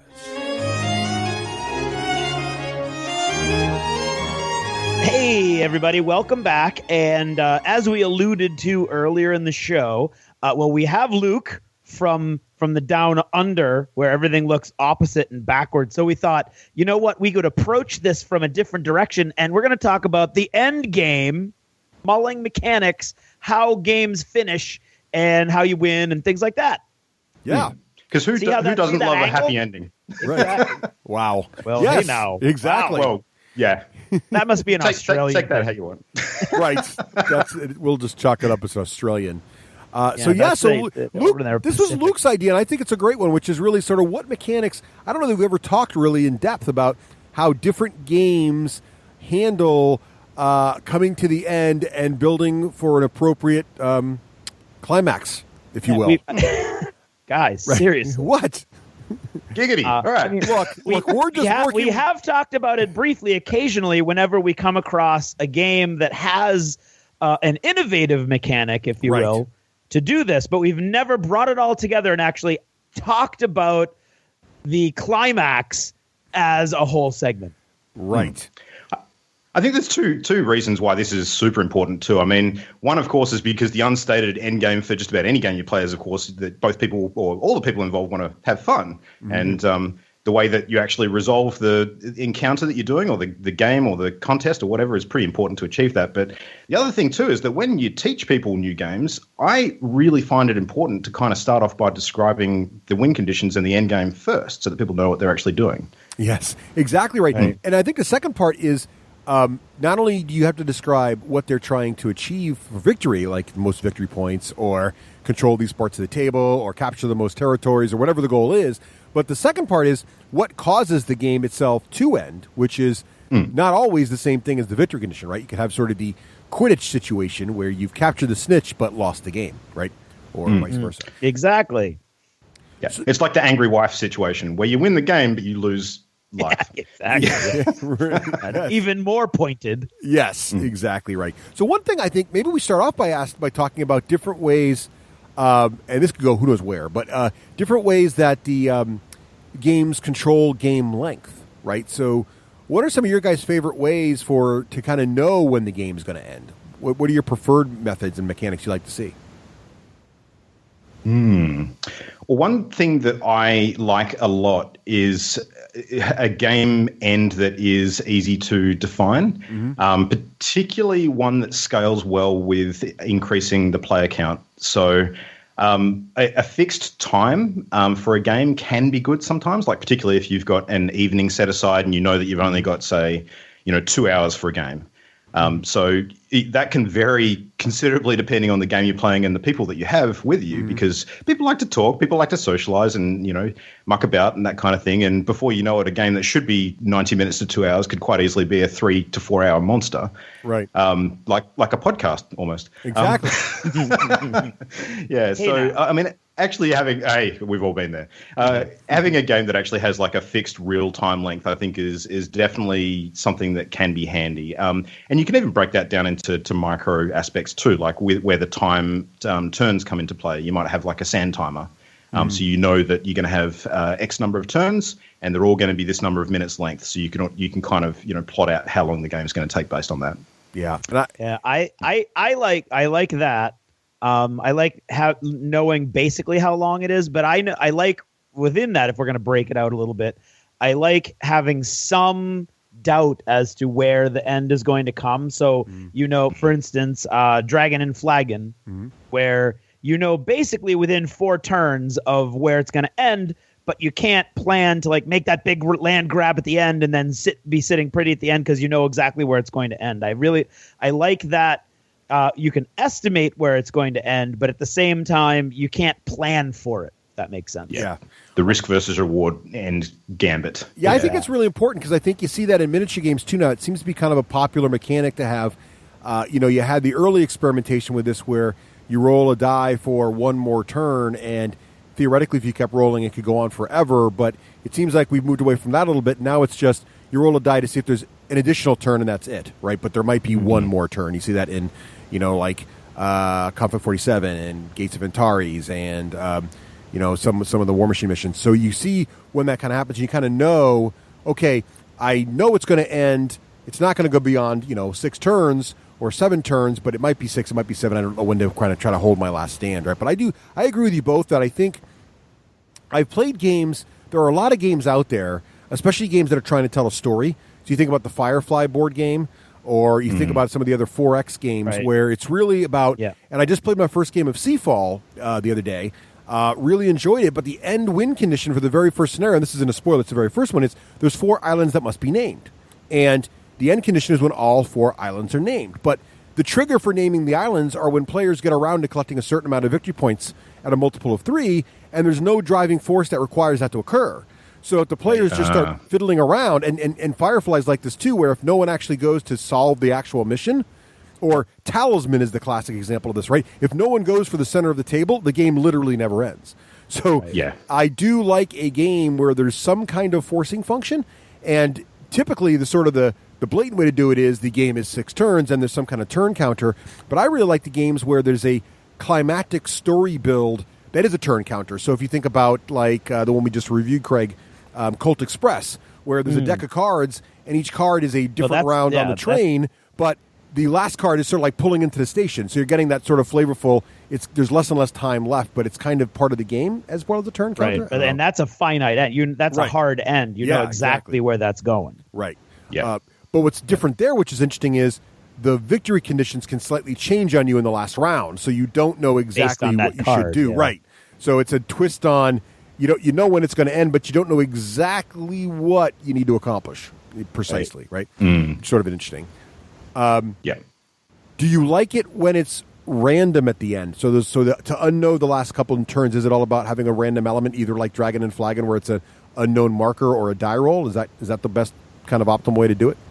I prefer that the marker. Mm-hmm. So there's it's going to end within 4 turns, one way or the other, but you don't know where in that little cloudy area it's going to end, as opposed to a die roll, which to me just seems, I don't know. I mean, they're probably mathematically identical now that I think of it. But I love the idea that it's fated, right? From the very moment you start the game, that outcome is already determined. You just don't know what it is till you get there. Right. I kind of like that metaphysically. I think the biggest difference between the two is what kind of player behavior it promotes towards the final turns of the game. And you mentioned miniature gaming before, Russ. I think this is a really great example to bring up because Warhammer 40,000, as a great example, actually transitioned towards the random game length, I think it was around 3rd or 4th edition. I can't remember exactly when. And that went from a situation where you had people playing games where there are objectives on the board, like particularly where they had to capture a point or something like that. And their behavior up until the point where the game length stopped being fixed was that they used to play out the battle and then make a final grab for those objectives sort of right at the end. So it's almost like you're fighting over a military installation, and strangely the behavior of your troops seems to be that they don't give a damn about that thing until the very last moment, which seems odd. But when you switch it to the random game length and the slight variation in when that hammer can fall, then immediately people's behavior changes and they know that they have to hold ground for a lot longer than normal. And it's not just about making that final grab, it's about staying there. So the player behavior shifts quite a bit. I think depending on the narrative that you're trying to capture and the story you're trying to tell, that can change the player behavior to support or hinder that accordingly. I really like that.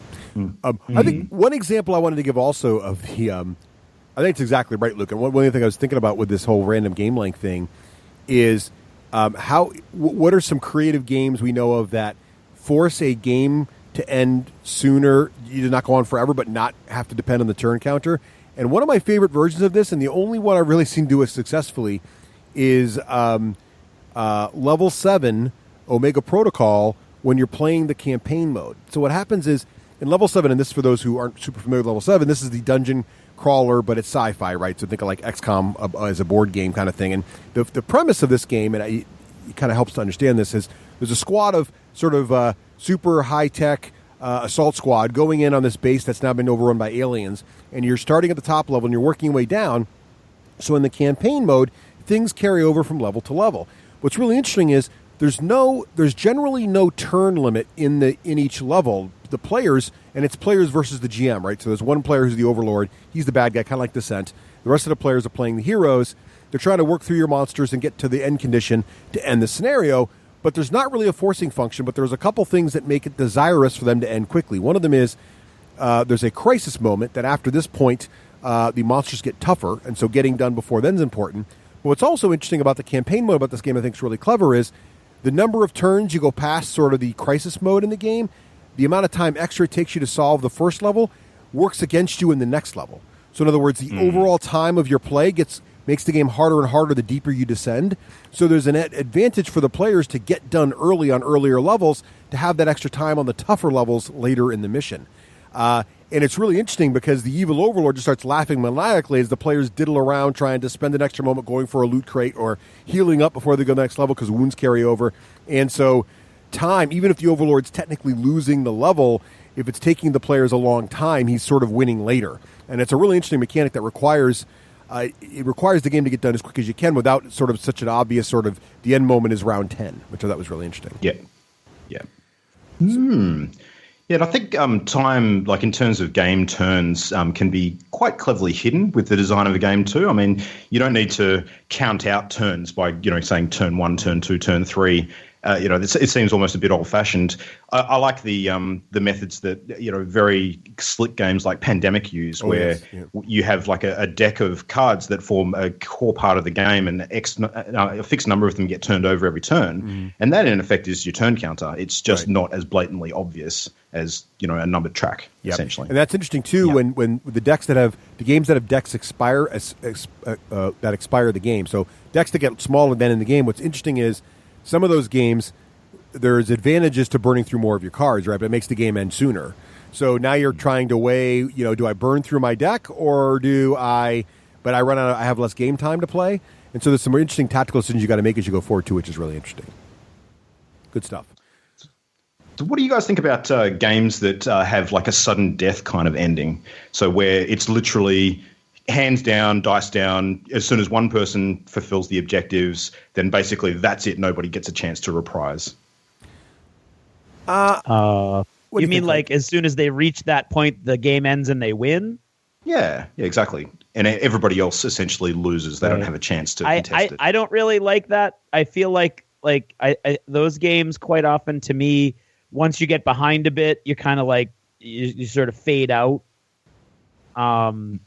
And I feel like there's no I have no sense of where I can kind of I guess it's more me than the game. I normally, like, if I can see the end and I know like where I can kind of push towards the end, sort of like if it's a marathon and you want to push at the end and do better, you can rate that better if you know where it's going to end, as opposed to, it's going to end when Russ suddenly reveals he's got these 5 cards and I don't know how he's going to get those, when he's going to get those cards. And so I can't really time my strategy.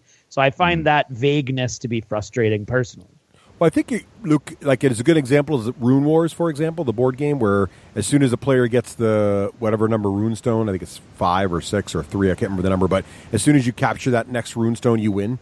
I think those games, if you can, there's a mixed blessing there, right? Because typically those games don't have a timer on them, so it kind of breaks our first rule, which is, does the game have a fixed game length? But the second part of it is, though, it can be cool, but I think you have to have good visibility into how many your opponent have. So I think as long as a table kind of knows, and if it promotes cross-player conflict, so if it's in my best interest to not have Luke be able to pull the win off right now because I'm not winning and Craig's not winning, so if I can kind of telegraph to Craig, hey, Craig, Luke's about to win, let's do something against him, those can lead to some really fun, interesting moments in games. But I do think it to have good visibility. I don't like it being like a surprise, like, well, you didn't notice, but I've been collecting all the stuff and now I win. I'd rather have it be a sort of a climactic moment where people are like, oh, crap, Luke's getting closer, someone do something,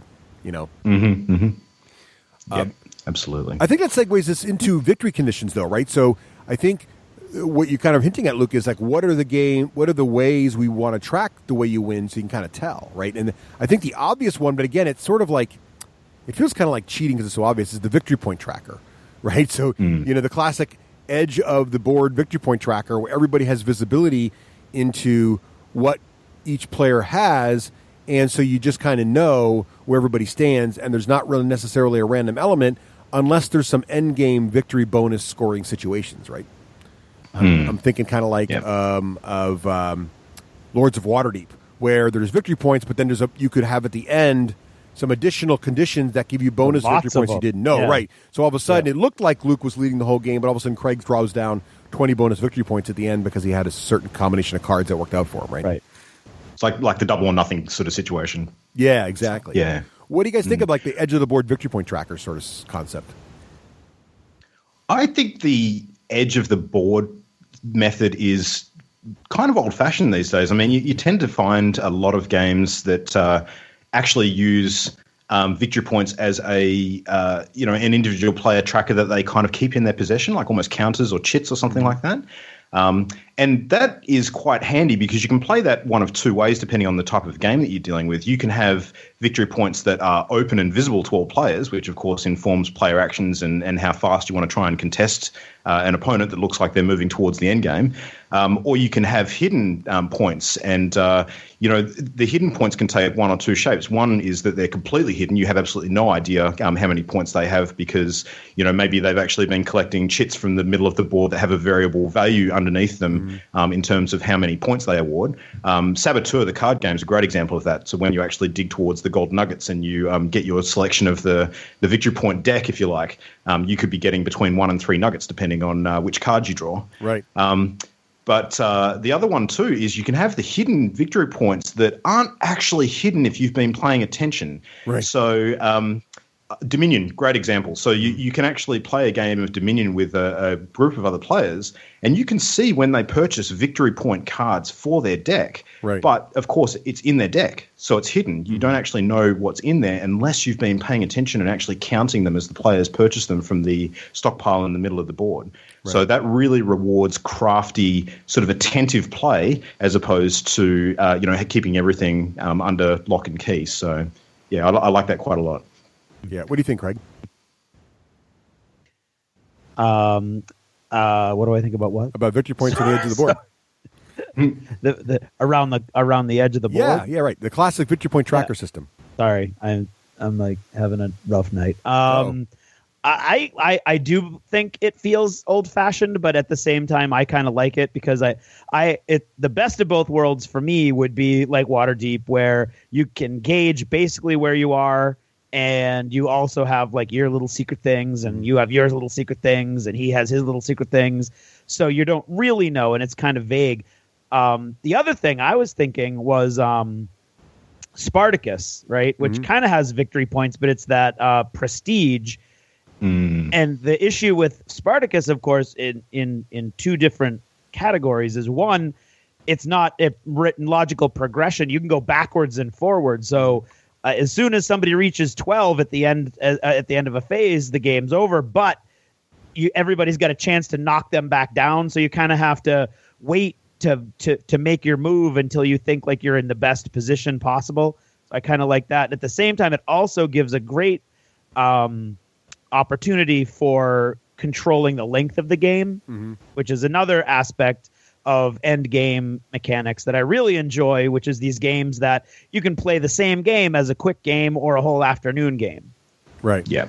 Right. So I think that's an extremely good. Yeah, I need more vitamin D. Example. Example. Yeah. Or implementation. Implementation is actually what I was trying to think of. Yeah, I think that the danger with that back and forth with your victory points, though, and I think Munchkin's probably the best example of this, is where it can actually draw the game out long. Oh, it can last forever. Oh, yeah, right. Yeah. Yeah, and I think you got to be careful. There is a combination here, though, that can give you the idea you're proposing, Craig, which is, you get to a certain number of victory points and the game ends, and as long as your points can't really go down, and as long as someone's required to always gain some points every turn, you can make that into a turn counter without actually having a turn counter, right? So what you can do is there are games out there, and I'm kind of drawing a blank on it right now, but I know there are some, where every round someone's going to score. You'll have to take our word. I'm trying to remember it now. There's a bunch of but every round someone's going to score, and eventually someone's going to hit 12.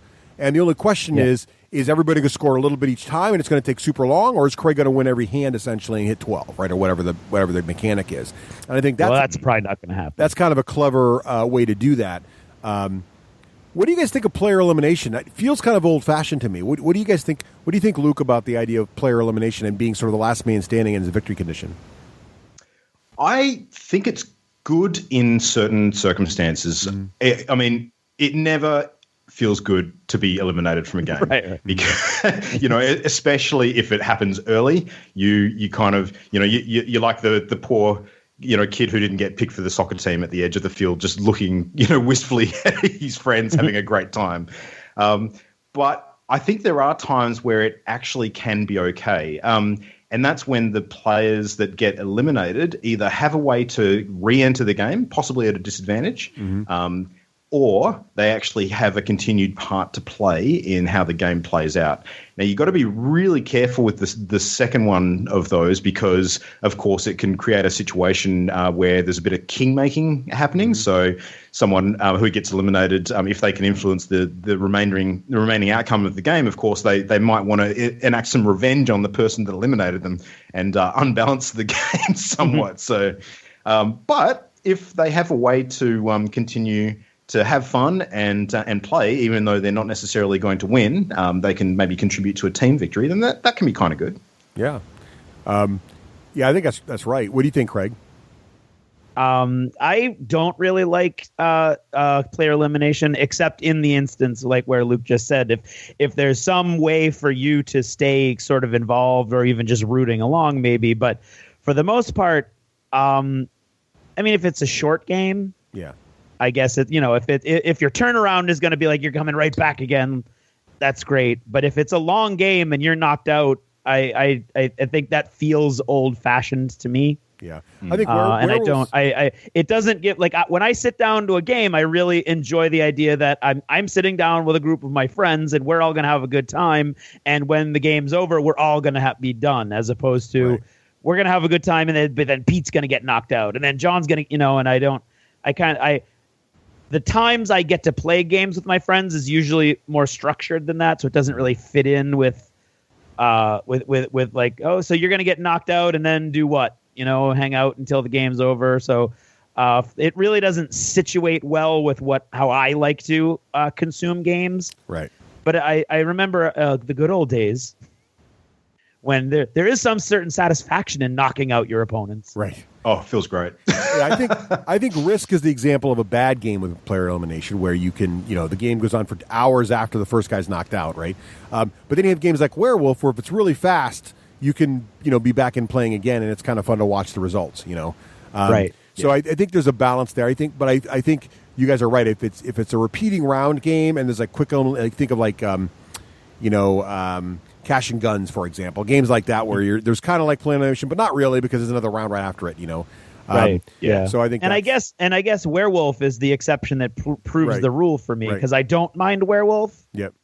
But that's usually because in my head, I'm always the storyteller, so I don't get eliminated anyway. But in my head, it's that social element of you're still in the game because you get to watch the interplay and watch what the werewolves are doing and, root for your team, whichever side it was. And but for some reason, that doesn't really appeal to me in other games. So I don't know. I am not a good barometer for this. That's what I'm discovering. So what doesn't like to be eliminated. Right. Yeah. So what about so here's one of the ones that is one of my I don't know if it's a peeve. I find it tough to teach these games. And what do you guys think of these? Where it's a victory point game, but there's no victory point tracker, and there are multiple events in the game that give you victory points. And you sort of try to explain them all in the beginning. It's like, if you do this, you get 2 points. If you do this, it's worth 5 points. If you do that, it's worth 16 points. And at the end of the game, people have to remember that, and hopefully there's a quick reference card to look at it. But do you guys like it when there's multiple victory condition things, but it's not scored till the end? Like Carcassonne? Yeah, a little bit like Carcassonne. Yes, Carcassonne's a good example of that. Where I think Carcassonne's pretty simple, except when you get to farmers. Right? Yeah. Right. Yeah. Which probably makes it a good example maybe to it is a good explain example, what you're talking about. It's really hard to explain. Like, it's like you can kind of explain the rules and people get it. In the end, it's like, and then remember that farmer thing you couldn't understand? I just beat you because of it. Kind of right. Yeah. Well, the other one that I'd probably bring up, and Rafe's going to love this, is Agricola. Yeah. Yeah, right. And Caverna. Yep. Yeah. Because they have quite complex mechanics when it comes to working out how many points you're playing with and how close you are to victory. But it's kind of like, my opinion of it is, it's kind of like what we were talking about before, where you have victory points that are kind of hidden by the complexity of the game. But if you are playing well and paying enough attention, you can kind of math it out and work out where you are situated in terms of the hierarchy of the players winning. Right. So it rewards clever play as opposed to just blindness. Yeah. Right. And you can have, like, one of my favorite games, especially when the kids were young, was Zularetto, right? And what's interesting about Zularetto is it's kind of complicated scoring, right? It's like you get a certain number of score for having an area full of animals, but then if the area is partially full of animals, you get different kinds of score. And then if you have a vendor thing there's different points for that. But then there's negative points for all the animals that are in your barn. and so it is kind of complicated, but at the same time, you kind of say, people, look, try to fill your pens. Having guys in your barn is bad. So if they keep it very high level, you can kind of explain it that way, it's good. But then if there's these subtleties to it that can really lead to force multipliers like farming and Carcassonne, it can get tricky to explain to players. And it can lead to frustration after the first game if people are really into, I want to have a good chance of winning as opposed to just learning the game kind of experience. Right. Yeah. What do you think about hidden objectives in games? They're interesting. I think actually the example that I just used between Agricola and Caverna is probably a really good one, because in Agricola, all of the players actually have objective cards which award them bonus points, and it's kind of like an additional mission that they complete throughout the game, which can give them a hefty advantage if they manage to do it. Whereas in Caverna, you buy the tiles instead, which basically are face up on your game board, and everybody can see what kind of incentives and bonuses you're going to be able to apply to your economy. So I played both games quite a bit, and I think I actually prefer the hidden objectives, if I'm being honest. And the reason for that is because I think it actually encourages variety in replay. If you've got visible objectives, you tend to see players work out what works really well, and they'll tend to gravitate towards that regularly, and it doesn't vary the game as much. But when they're hidden, that can promote all sorts of fun behavior amongst your opponents, and you never quite know what you're dealing with, and it adds that mystery to the game. So I quite like that. I think it's good. You can make an informed decision about how people are acting, but you never 100% know until it's revealed. Yeah. I agree. I like that. As an example, Lords of Waterdeep, where you don't know which Lord card each person has, right? Right. And you can you can guess as they go along, but if you guess wrong and you're spend too much time trying to block them, you're not doing what you want to do. So I do like that. And I think for the main reason that Luke mentioned is that replayability aspect. A game where, especially if there's a lot of depth to that deck, and so you're not going to see a lot of, it's not like everybody's going to have the same 5 and it's just different people will have the different ones each time. If there's 10 in a 5-player game, you don't know which ones are coming up, or even more than that. As long as they're balanced, which is key, and I think it's kind of difficult sometimes, but if all the different ways you can get your victory points are balanced, I really enjoy that kind of mechanic. So I like the hidden objectives too, but another one I like that's sort of a different twist on the same kind of idea, which is you don't really know the optimal path to victory until later, is these games that have mechanics that near the end, all of a sudden, things you can purchase or get into your deck or whatever are full force multipliers for certain strategies, right? So you get games that have now you get plus, like we were just playing, again, Cult Express, where there's some of the guys from the expansion, some of the captives you can get that give you multipliers for having the case of money, or a multiplier for having a bag of gold, or you think about some of the other games that have multipliers again for these numbers. I think that's really an impressive way to do it, because all of a sudden near the end game, you say, oh my God, the card is out that gives me a multiplier for having the most red planets in the game, and I happen to have the most red planets. I need to get that. And meanwhile, Luke is looking there going, oh my God, I can't let Russ get that. That'll just I had a better strategy, but now that's going to blow me away, and I didn't expect him to have access to that card. And it creates sort of that nice climactic moment that all of a sudden makes all the work throughout the game sort of pay off in dividends. And then it also makes replayability interesting, because now you can sort of build strategies around, will those cards be available, but you're not really 100% sure they will be, right? Right. And dependent upon when those cards or those aspects become visible, that might not change the end game. It might change the entire dynamic of the game. Right. So, for instance, in Colt Express, if you see that one of the passengers in the stagecoach is the guy that gives you plus 1,000 gold for the case, right? Like somebody, I don't know, like me maybe, would make a run for it early game, and then all of a sudden, half the game is everybody making sure that I don't get any cases. Right, exactly. Or punching me on the roof of the train so that I drop the case. Yes. So I got that card early on in one game that we played, And then I lost because I spent the rest of the game trying to run away from everybody so they couldn't punch me and make me drop the case. I couldn't get enough other points out of it. So that totally changed the game for me and added a different element for everybody else because there was that sort of, the marshal kept hopping up to the engine so I couldn't get, and there was a lot of maneuvering going on so that I couldn't get that second case and to keep me away from pretty much everything else, which kind of isolated me and blocked me in a second place from the very beginning of the game, which I thought was fun and totally different from the first game we played, where the people in the stagecoach were totally different and not quite as powerful. Yeah. The force multipliers are a really risky gambit sometimes. I mean, the one that springs to mind for me immediately, because I've played a lot of it recently, is Race for the Galaxy. Oh, yes, yeah. So often when you're sort of setting up your planets and your different sort of cards on your tableau, and you're looking for consistency or repeating types or different planet colors, and then you just want that one big force multiplier which you draw towards the end of the game, which basically just makes you surge ahead of everybody. Right. But if you don't get it, then you've wasted your entire game setting up for a finish that never comes. So yeah. That's me. That's pretty much constantly me. So that's interesting. So that leads to this other topic I want to talk about. So that's the example of if there are games that either you can get access to specific force multipliers. There's other games that handle this mechanic slightly differently where an event card comes up that makes certain things worth bonus points either for the round or for the whole game or whatever. And these cards can be different, which create different kinds of values each replay you get. But what about this idea where in a game where there's different factions, so you have asymmetric faction play, and different factions get different multipliers for doing different things. So, for example, Chaos in the Old World is a good example of this, or Civilization, the board game, is a good example where different factions get bonus victory points for different executions. So you're not forced to play a certain way, but you're strongly encouraged to play a certain way because those factions are given really bonuses you can't ignore for doing certain things. What do you guys think about that kind of approach?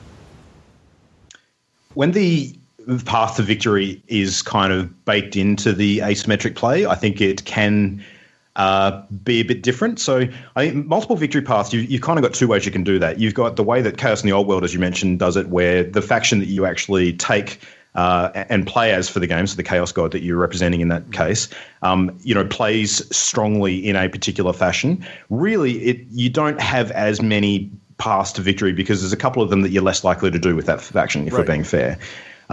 Whereas with Civilization, you basically have a slight advantage in one of those directions, maybe, but it's still completely open as to which path to victory you want to pursue. Right. And I think that flexibility and player agency is really great. But it can be tricky when the paths to victory put you at complete odds with other players and really sabotage both of you in the process. I think a really good example with Civilization, once again, is if you've got two players sort of going head-to-head with trying to achieve a military victory, and they're spending all of their time fighting each other, then basically they take themselves out of the game and everybody else gets to surge ahead. Right. So, yeah. What do you think, Craig, of the asymmetric faction victory conditions or victory bonuses? When it's when it's well handled, I think it's great. Because it gives the game, again, speaking to replayability, you play the game one time, you might want to try one thing. And I if you think about, what was that pirate game, Merchants and Marauders? Yeah, right. Right there, where you could go the Marauder route or you could go the Merchant route. And kind of your luck at the beginning of the game is going to sort of dictate what direction you go in, but either of them is my memory is failing me a little bit about how valid or how viable. Viable. Thank you. What is going on with I don't know. how viable each of those was. But in a game where multiple strategies are equally viable, I think it's a great idea. Makes the game infinitely more complex. But it can be a much richer experience and offer way more replayability when it's done right. When there's a nod to it, but there's really clearly only one way that you're really going to be able to win. And if one person does it that way, then everybody else is going to have to do it that way. Then I would rather it just be everybody's going for one solid goal as opposed to there's multiple ways you can do it. And if you're super ridiculously lucky, these two might win you the game, but this one's definitely going to do it. So I guess in almost all instances, it's the same. It's how well is it executed. But when it is well executed, I really enjoy the depth that brings to a game. Yeah. One of the best examples that I would point to when it comes to both asymmetric play and multiple paths to victory is actually the Netrunner card game by Fantasy Flight. Yeah. Fantastic example of both of those things, and I think it's a really good way to do it. Yeah, and I think Civilization, the Fantasy Flight Civilization game, is one of my favorite board games, but it gets dangerously close to the edge of having so many paths to victory you can't keep track of them all in your head.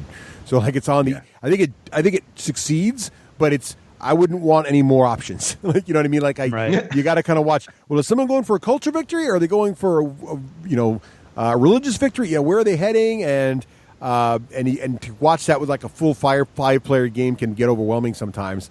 But they managed to pull it off there. But there is a dangerous line to cross where there's something to be said for the elegant simplicity of really there's only one way to win, one victory point monitor to watch. But if there's multiple ways to build your points there and different engines you could build in the game becomes highly replayable without that level of complexity. So there's an elegance there. What you're saying is that if there was a 5x game, then that would be too much for you. Yes, no more than 4x. I think is where I'm going. So what about? So we've talked a lot about victory points, right? And it seems like with possibly the exception of miniature games, but even there's some of those miniature games have victory points now. It's becoming a pretty big thing. War Machine uses them a lot in tournament play, for example. How do you handle win, loss, and draws in these games? Like some of them really have 5, 6, 7, 8, 10 different ways to double check if victory points are tied, then go to the player who did this. But if that's still a tie, then go to this, and they can get on. What do you guys think about the importance of good tiebreakers and how easy they are to explain? I like what I like tiebreakers, but I don't like tiebreakers that seem arbitrary. Like, so you've tied. Okay, now the win goes to however many people or whoever has the most yellow guys on a blue square, and it's just like totally random. Right. I don't really like that. I like the tiebreakers that are without giving examples, because as we've established tonight, my brain is broken. I like those games that have like 8 or 9 tiebreaker options all listed, but they all seem to go in some logical priority order. Mm-hmm. Like the tiebreaker is the guy who almost got the next victory point or whatever it is. But when it's like, whoever got the most blue tokens randomly, I don't like that so much.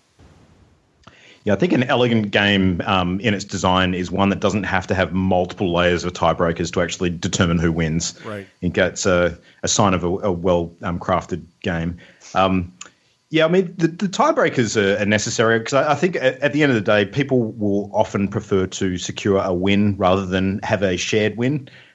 It can be okay if you're playing a co-op game, of course, but when you're competing against people and even if you've got, say, 4 people at a table and 2 people share a win, you still kind of feel like you haven't won to a certain extent, depending on the people you're playing with, of course.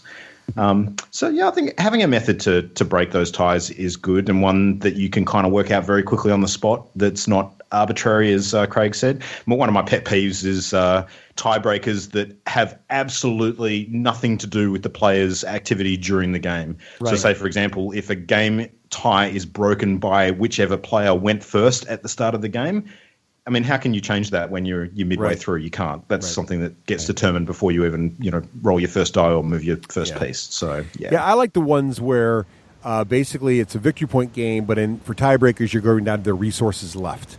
So then it becomes, I won by victory points, but I broke the tie with you because I actually had the same number of victory points with you, but I also had more resources left than you did. I had more money left, so I did it more efficiently, theoretically, right?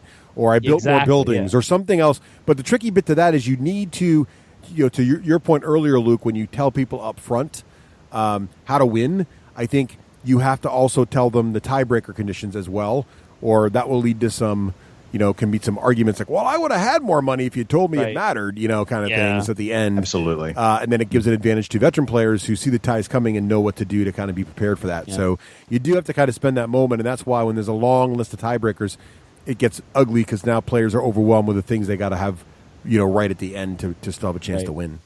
Now, as I got an example, it popped into my head. There you go. Vikings on board. Yeah. We've seen several ties recently. And then they go through the how many total resources do you have versus total resources do they have? How many bets that did you succeed with? And the two true ties we've run into they've tied on all levels of those things. So that was funny. That is funny. Or poorly designed. I mean, depending upon how you're looking at it. I guess I thought it was fun. So we're running a little long, but before we go, I do want to talk a bit about, I mentioned at the beginning that the climax is very important. So what we wanted to talk a little bit about was what mechanics can these games use to feel like as you get near the end, things are getting more exciting. And one of my absolute favorite game right now that does this is Blood Rage. And the reason I like how Blood Rage works is, and it's sort of it uses sort of a classic mechanic that some games do better than others, which is they have a deck of cards that is essentially the market. It's not a market in Blood Rage; they're dealt out to you, right? But you have a deck of cards that changes as the game progresses and get more and more powerful and increase the victory points. So it's kind of like the classic game show Jeopardy. It's like all of a sudden double Jeopardy, everything's doubled. So early mistakes, the thing I like about this mechanic a lot is that early mistakes aren't as big a deal. You have a chance to kind of catch up.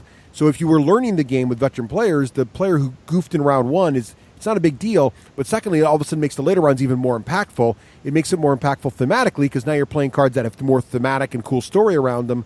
And it's increasing the value, and all of a sudden that last run's got that huge punch you like to see in these games, and you can really change the whole thing and upset the whole apple cart. So what do you guys think about games that have some kind of progression element built into them that leads to the end? That final punch is a double-edged sword, though. You've got to be really careful about how powerful it is. Because I think, and again, to reference the Jeopardy effect, you don't want to have a situation where the final round is so important that absolutely everything you do up until that point is almost inconsequential. Yeah, good point. Right. So, yeah, I mean, one game that I've played a bit recently, which I love, but I'm kind of undecided how I feel about the finale and how it builds to a climax, is actually Mysterium. So Mysterium, of course, you're sort of, trying to work out, who has committed a crime, and it's like a seance. You're sending sort of symbols via card art to the players. If you're sort of leading the game and getting them to sort of work out who might actually be the culprit, where they did it, what it was done with. All of the information you gather throughout the game, it just leads you towards that final phase where you basically have to get the final riddle correct as a team. And if you don't, then everything you've done up until that point is for naught. So, yeah, I mean, it can be good, but it has to have enough, again, player agency to make it worthwhile, I think. Yeah. Any examples of that for you, Craig? No. All right. I played the fifth. He's all climaxed out. I guess so, man. It's been a rough day. No, I love the concept. I can't come up with any examples. Like I love the concept of a game that builds to something, and there's like a fevered pitch at the. I can't think of any example. Like the examples that I'm coming up with, I'm only coming up with because you've just mentioned them. I see. What about Spartacus, Craig? You're a huge fan of Spartacus. I mean, that game often leads up to a huge arena fight towards the end, which has a fairly decisive impact on the game. It can, and when it does that, that's very cool. At the same time, you're just as likely to get your victory condition during the market phase. True. And then so as an example where I love Spartacus, and I don't think there's anything I would change because I don't care enough to change it. But the thing that I if I'm building up towards my big victory with my huge stable of gladiators, and that's what I'm going to do, and then all of a sudden somebody's like, oh, boom, boom, boom, boom, boom in the market phase, and they just like have all the right cards. I'm like, no, because it was not quite the crescendo that I was hoping that it would be rising towards. But when it does, like when you've got a bunch of players who are kind of like all the same mindset, and you're playing almost as much for the gladiatorial combat as you are for the rest of the game, that can be a blast. Yeah, absolutely. Yeah, I think there could be Agreed. Yeah, I think that having a secondary objective that you can go for, or a way to shoot the moon, as it were, can be kind of an interesting way to make the game very climactic. So, if you think about some of those games like Hearts, for example, or other games where there's an outside way to just blow the rest of the table away, but it's a very risky move. And if all of a sudden the rest of the table realizes a player is going for it, it suddenly changes the entire tone of the whole thing, because everything else they're been doing and building towards doesn't matter if this one guy pulls off this thing he's doing. Right. And only now did you just realize it. And an example in a miniature game of this is the classic, the war machine going for the caster kill, right? So, there's that moment where you all of a sudden realize your opponent is going all in on killing your caster. And if you're playing a while, you're probably going for mission objective and kind of like protecting your caster. But all of a sudden you realize, oh, crap, I've given that opportunity. And now there's a climactic moment that's going to come basically down to die rolls and hopefully a climactic moment. Climactic. It's like a climax, but even more intense. Even more Climactic. Sounds like it's right out of Grease. Yeah, and the other. I'm pretty sure Grease Lightning was clactomatic. I think it was. Mm-hmm. It was automatic. It was systematic. So I think that is an example of it too. I think you can get those moments. So I think it's really important at the end. Rose and I play War Machine quite a bit now, and there's been quite a few games where it's those stand-up dice rolls at the end that you're like, oh my God, can you do it? And I think that's what really you just want that ending to be, wow, that was cool. So I think there are games that do it with cards and other mechanics, but I think if you can get that sort of built into the game, sort of happens organically, it's really powerful. Right.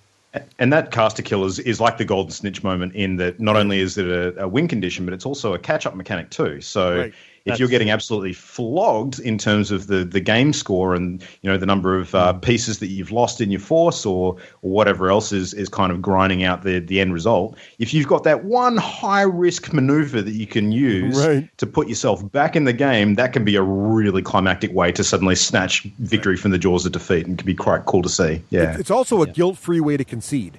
So if you've lost, you just charge your caster in there, fates be damned, and you die. And you're like, well, I gave it my best shot. Let's try again, right? Yep. And there's a certain amount of satisfaction, even if you go for the Hail Mary and you fail, that you at least made him sweat. Yeah, you gave that moment, look at his face. Through a few dice rolls before things fell apart. Especially if it gets close, so you don't look completely insane. Exactly. Right, exactly. So there you have it. That's our thoughts on the Endgame. Let us know what you think. We're going to take a quick break now. We'll hear from Total Fangirl and other things. And we're back to talk video games with Luke. I'm so excited about this, Luke. I never get to talk video games anymore. Giggity! Yeah, that's right. Back in a bit with video games. This is Total Fangirl. Regular Jane most days, Total Fangirl when the moment strikes. Han shot first. Starbuck is a guy, and Lestat, now there's a vampire.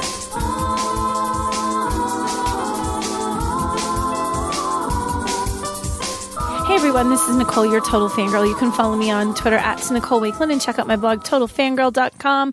Our shout out is to all of our wonderful supporters at Patreon. Head to patreon.com/the D6 Generation and you too can support the show.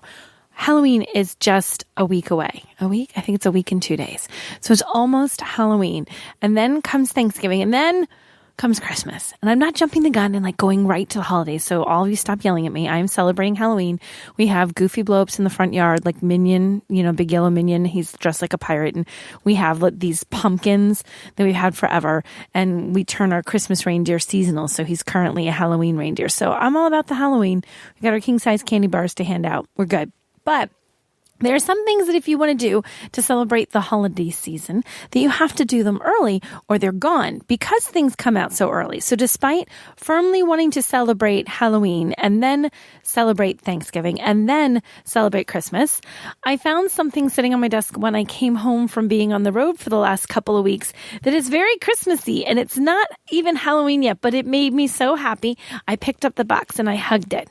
So I don't know how many years they've been doing this, but Lego. Lego is awesome. If you're a grown-up and you don't like Lego, then your soul is shriveled and dead. Legos are so fun.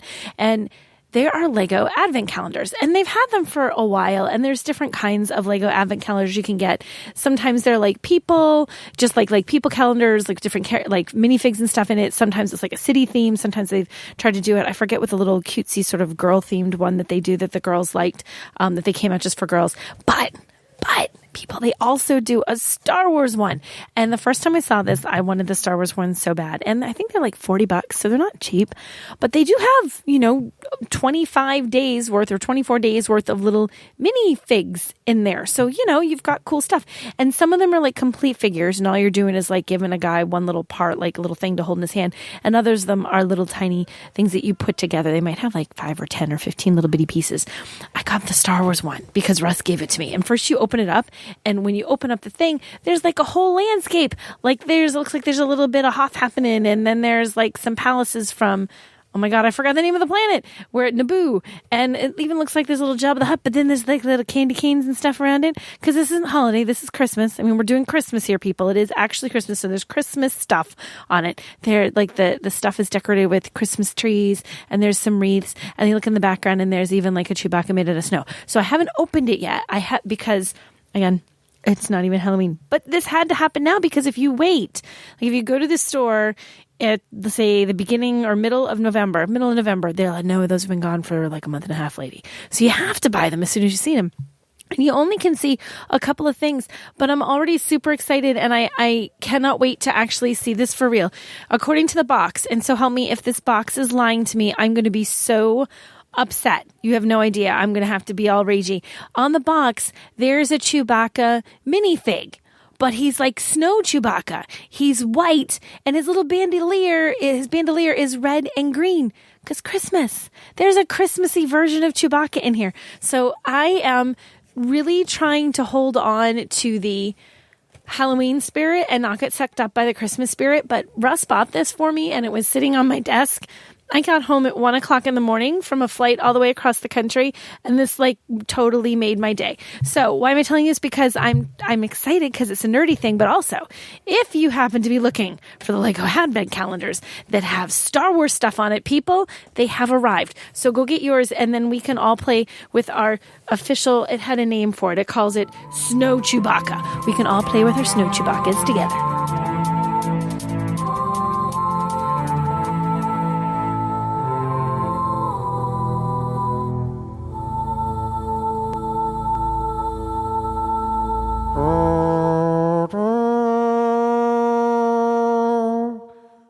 Well, you know what that sound means? That sound means it's time for Vic the Viking. Craig is not with me right now, so my Viking horn was terrible. Craig does a much better job than that than I do. But hey, time to talk about our friends over at thewarstore.com. So appreciative of them being sponsors of the show for so long. And fantastic stuff. There's really no better place to go on the internet for your miniature wargaming needs. I mean, the new hotness like Team Yankee and you just whatever. You name it. Infinity, of course, they've got all the new releases over there for that. War Machine, Hordes, Games Workshop, Spartan Games, you name it, the War Store has it. From the latest hotness to anything you need, the depth of range is just fantastic there. You really can't go wrong. And again, I love the War Store for their easy-to-navigate website, but most importantly, not only their fantastic prices, I'm on their website now, there's Halo Ground Command for pre-order. Oh, I can't wait. Not only do they have a fantastic website, super easy to navigate, super easy to find, all the things you need to get to. However, they also have the best prices on the internet and the best services on the internet. They take care of you. Nothing, if there is a problem, once in a while, they ship lots of stuff. Once in a while, things happen, but no problem in the War Store. They take care of it for you. Make sure you get the right stuff, quick and simple. Check it all out. If you're a miniature gamer or a board gamer, head on over to thewarstore.com for all your gaming needs. You're listening to the Dice Tower Network at Dicetowernetwork.com. More fun than Merchant of Venus. Wait, what? Who writes these? Welcome back, everybody. And of course, as you heard earlier in the show, Luke is really pushing into the whole video game realm, if you will. And of course, everybody knows that Russ is a huge video gamer as well. And so we thought, we haven't done it in a while. I mean, usually Rafe will come on and Russ and Rafe will wax quixotic about whatever big gamer stuff is going on. And so we thought it was due. And we have a newly minted expert on the show. So why not delve into what's going on with games? So you guys go ahead and take it away. Well, thanks, Craig. Well, Luke, I'm so excited to have you on here to talk about video games. So What kind of stuff do you guys talk about? These kind of things on your show, like industry trends and hot titles and things like that? Yeah, absolutely. I mean, we've been going for Party Loaded's been going for nearly a year now, and we're pushing up on around episode 50 coming up real soon. And our show tends to cover a fair bit of ongoing sort of gaming news commentary and what's going on in the industry, but we do sort of spread ourselves across all platforms and genres. So, we'll cover PC gaming, we'll cover mobile gaming, we'll cover console stuff, we'll cover new, old, everything in between. The recent episode we've just wrapped up on, actually, we did a Halloween special. So we've been chatting about some of the biggest horror games over the years out there and some of our personal picks and favorites. So, yeah, we'll cover anything and everything, interviews with people in the industry and whatever's basically interesting and fun. So, awesome. Yeah, there's a lot going on at the moment. There sure is. Well, let's talk about some of the industry trends because we've been talking about video games for so long on this show. I think it's fun to think about it, and I would love to chat with you a bit because here's what I'm really interested in, and I think you added to the list here. That's the virtual reality sort of excitement going on right now, right? So there's I don't even know. It seems like everybody and their cousin has some sort of answer to VR right now. Well, PlayStation just launched their VR solution this week, right? I think it's literally coming out now. Yep. Have you got that yet? So I've not purchased any of those platforms yet, and I'll be looking to do so at some point in the near future, but I'm holding off just for now so I can make an informed decision about what's out there because I think with VR in particular, because it is a big new area that a lot of companies are pushing into, if you invest in virtual reality in the early stages, you very much will be in the camp of the early adopters that are investing on the basis of hype more than anything else because the market for game support and the line of products to sort of keep you engaged and playing at the moment, it doesn't exist yet. I mean, that's unsurprising. It's very similar to when a new console comes out and, obviously their release lineup often has to be pretty good to get people interested in picking it up as early as possible, but they just don't have the breadth of games available that they do sort of further into that console's life cycle. So, we're kind of at that point now. So it's a bit of a leap of faith and I'm going to touch on this a couple of times during this episode, so that some of the negative impacts of hype, but making an informed decision is something I would certainly urge everybody to do, particularly with the costs involved with virtual reality. VR is not cheap, and even if you try to do it on the PC platform, thinking that with the PC I can upgrade piecemeal, the power requirements for VR are quite high, even by today's standards, right? It's a pretty high end rig to do real VR on a PC. Because my understanding of it is that you can easily, one of the things that gets people nauseated, in addition to the whole movement thing, is if your frame rate is not super high, it's also a problem. So the frame rate's got to be really, really high and feel smoother. You get some problems, right?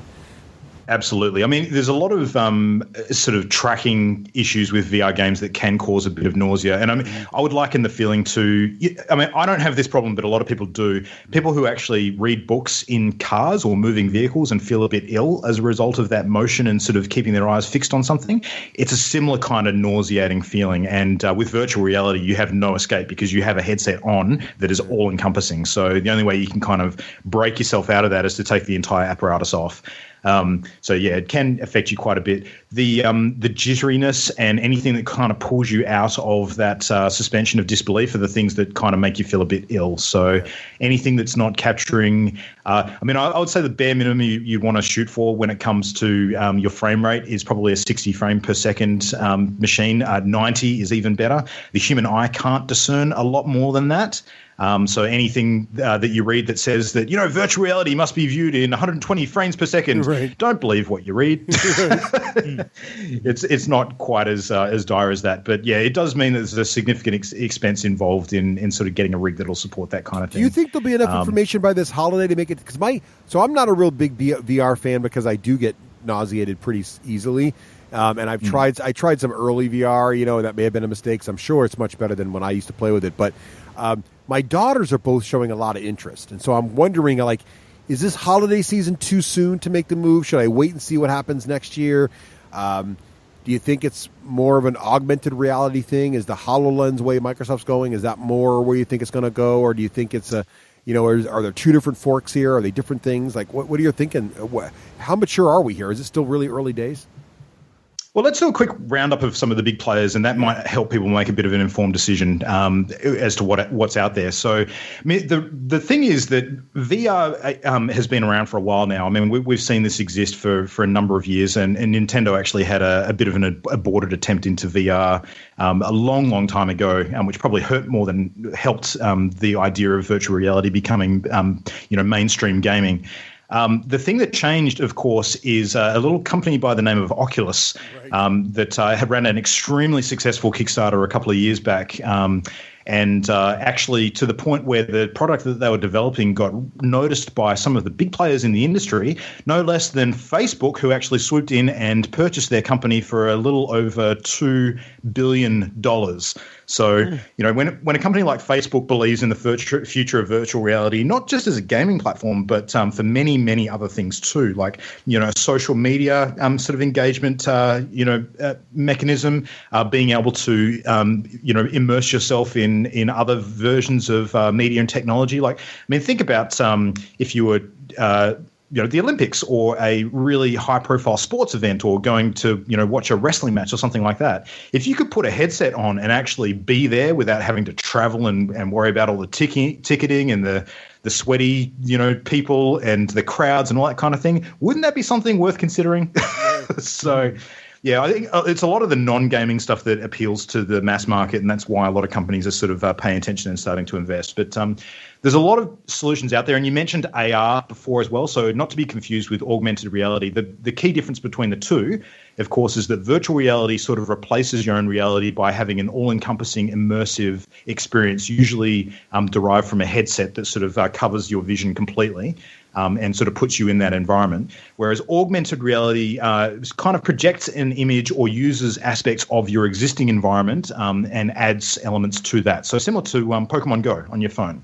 So you can roam around with your phone and it inserts the Pokemon into your environment because the phone camera actually shows what's in front of you, and you can sort of catch Pokemon in your house or down the park or things like that.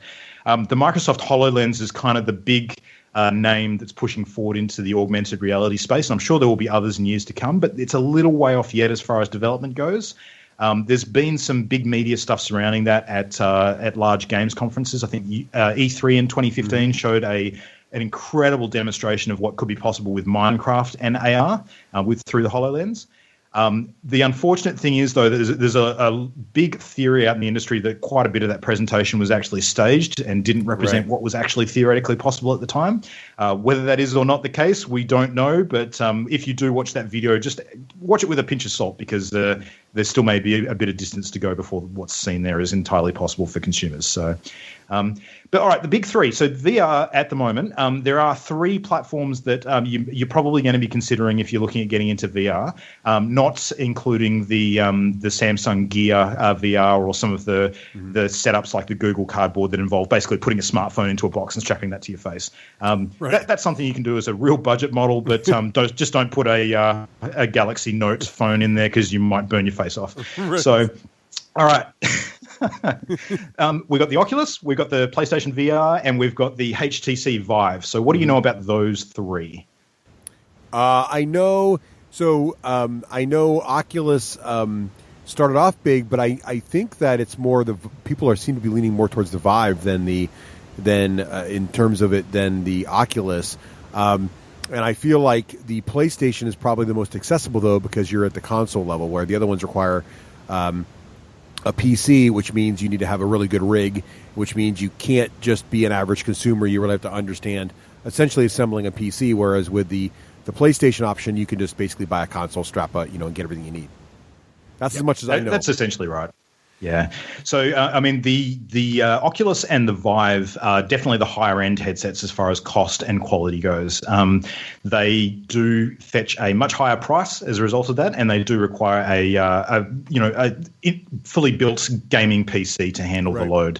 And that is definitely a cost factor for a lot of people. They are working on cheaper sort of ways to bring those products to market. And I think over time, the cost will reduce as some of the component parts they're sourcing start to come down. They have more effective ways of manufacturing and getting those parts. And generally speaking, the amount of money in the VR space will continue to increase, and they can invest further in the hardware. Oculus was first to market, which was a big thing for them, and they were kind of the big name in the industry since the Kickstarter success and the Facebook acquisition. So a lot of people looking at VR this year was sort of looking at Oculus as making the first move. And they did reasonably well, but being first to market is not always an advantage because it does allow your competitors to kind of look at what has happened and perhaps learn from mistakes that may have occurred. And Oculus had a huge issue early on with supply meeting demand. So while there was a lot of buzz around VR, the reality was that a lot of people in consumer sort of households just couldn't get hold of the product. So they couldn't actually play, they couldn't invest in the games. And that by the nature of it means that a lot of the developers out there that are working on titles for VR aren't going to be investing their efforts heavily into developing titles when there's just not enough headsets out there because there's not going to be enough people buying the games essentially. Right. The Oculus launched with intentions of providing a room scale virtual reality environment. That being, you can sort of not just be sitting on a couch experiencing VR, but you can actually be using motion controlled handsets and have an entire sort of tracking system within a room, so you can stand up and move around and interact with things in your larger environment. But the handsets that they were planning on releasing to support that have actually been held off until I think they're coming out in December, the first week of December. So. And at a premium price as well, they're going to be going for another couple of $100. So it's adding on to the cost of the investment. So that's Oculus. Quality-wise, they seem to have produced a pretty good product. You are right, though, that the HTC Vive is the one that has really gotten a lot of attention as being the Rolls-Royce option out there. So Vive actually paired up with Valve, the owners and makers of the Steam platform of games distribution. And they've put out a fantastic product that from the get-go was actually designed for room-scale VR. So when you actually purchase a Vive, you have a couple of towers that you put up, on sort of telescopic rods that basically track your movement within a room area. In terms of accessibility, that means, of course, that you need a space for VR. So if you've got a house that has a games room or a home theater or a lounge room that actually has enough room for you to sort of push the couch and seats aside and actually have that open space, that's great. But not every country in the world is like that. I mean, particularly when you're looking at, say, the Japanese market, where the average household size in Japan is usually a lot smaller. They tend to favour apartments rather than big sort of sprawling mansions. That's a different sort of situation altogether. So. Yeah, it's an interesting one. I would very much like to pick up a Vive, but it is, again, not cheap. So, but the advantage of going with a PC solution is that, of course, you've got a huge library of games now and in the future that you can be looking at because, a lot of games come to PC and a lot of the smaller indie titles as well, which is great. And then this week, in fact, we've got the PlayStation VR launching. Now, PlayStation VR has a huge advantage in that it is Sony, a massive brand that a lot of people know, and also the distribution platform for PlayStation VR, of course, is the PlayStation 4, which exists in many, many thousands and thousands of households already. So the dollar investment to get into that is much less if you have the console already. If you don't have the console already, it's still less than the other alternatives because the console is going to be cheaper than buying a pricey VR high-end computer. But the trick with the PlayStation VR is it is a good platform and the quality looks to be excellent. I have tried it out myself. But it suffers a bit from the tracking issues that we spoke about before. The tracking's not quite as crisp as some of the other devices. And it uses some really out-of-date peripherals as well. So the Sony PlayStation camera that exists and the PlayStation Move controllers, which are the sticks with the giant light orbs on the end of them, they've been around for a long time. So, yeah, it's like new VR using old peripheral technology, and the two it kind of stand apart. I think that Sony maybe needs to invest in some newer models of those devices that are a little higher quality. But you'll see that PlayStation VR is probably more of a game changer than the other ones because a lot more people will be able to invest in it. And for your average punter, that's probably the safer option for them. So yeah. Wow. Now, how come you didn't mention Google Cardboard? Well, Google Cardboard is it's not really a 2016 sort of trend. No, it existed before that. Yeah. And again, it is the smartphone sort of model where you put a phone in the Google device and play it through that. So I think it's actually a lot more of an indication of the quality of the phones and the apps available on the phones than the VR device itself because it's just a shell essentially. Wow. Luke's just not taking anything I say as a joke tonight. Okay, So that's never mind. VR. Well, I'll go back to my corner. You gentlemen carry on. That was awesome, Luke. So thanks for the VR upgrade. So you confirm kind of where I am. I feel like if the kids really wanted VR for the holiday season, it feels like the only real choice was two. There's the PlayStation choice, which is the most affordable, probably the most, though, entirely need to be replaced, 2 years from now, because it won't, or even a year from now, because it won't be, as you mentioned, huge chunks of it are dated. Or I can go the Vive route, which is super expensive, but even that is going to be iteration and iteration on the technology. So it still feels early to me, but it's interesting. It's definitely going to be something in the future, and something's going to happen with it, I think. But the real question is it going to be a fad, kind of like motion sensing was, between the Kinect and the Wii and everything, or is it going to be something here to stay long term? It's a tough question to answer. I don't think it's going to be a 3D TV style fad. Put it that way. I think it has got legs. It's just a matter of how much the developers continue to invest in the titles, because having a good library is going to be what.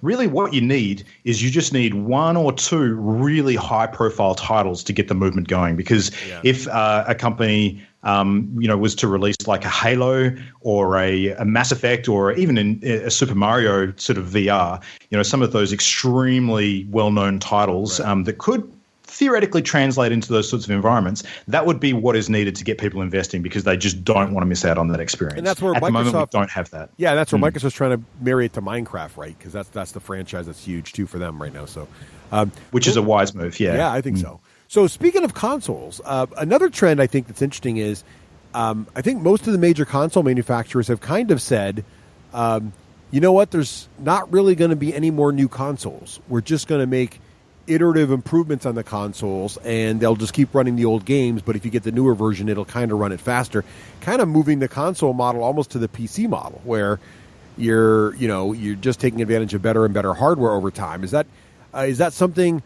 Is that more hype than reality? Is that just Microsoft? But I think Sony's kind of going in the same mode, right, with their new platform coming out, right?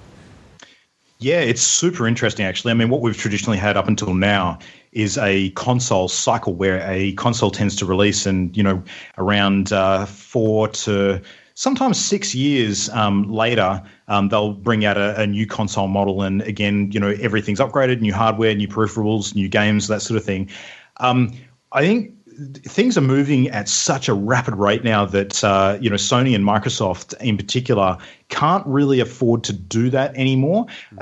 The games that are coming out, that require, and particularly with virtual reality being a big trend as well, the games that are coming out that require more powerful processors and machines to be able to run them effectively means that they can't afford to wait another 5 years for the next console generation. They kind of need to make interim steps now to improve their offering and keep up with what's going on.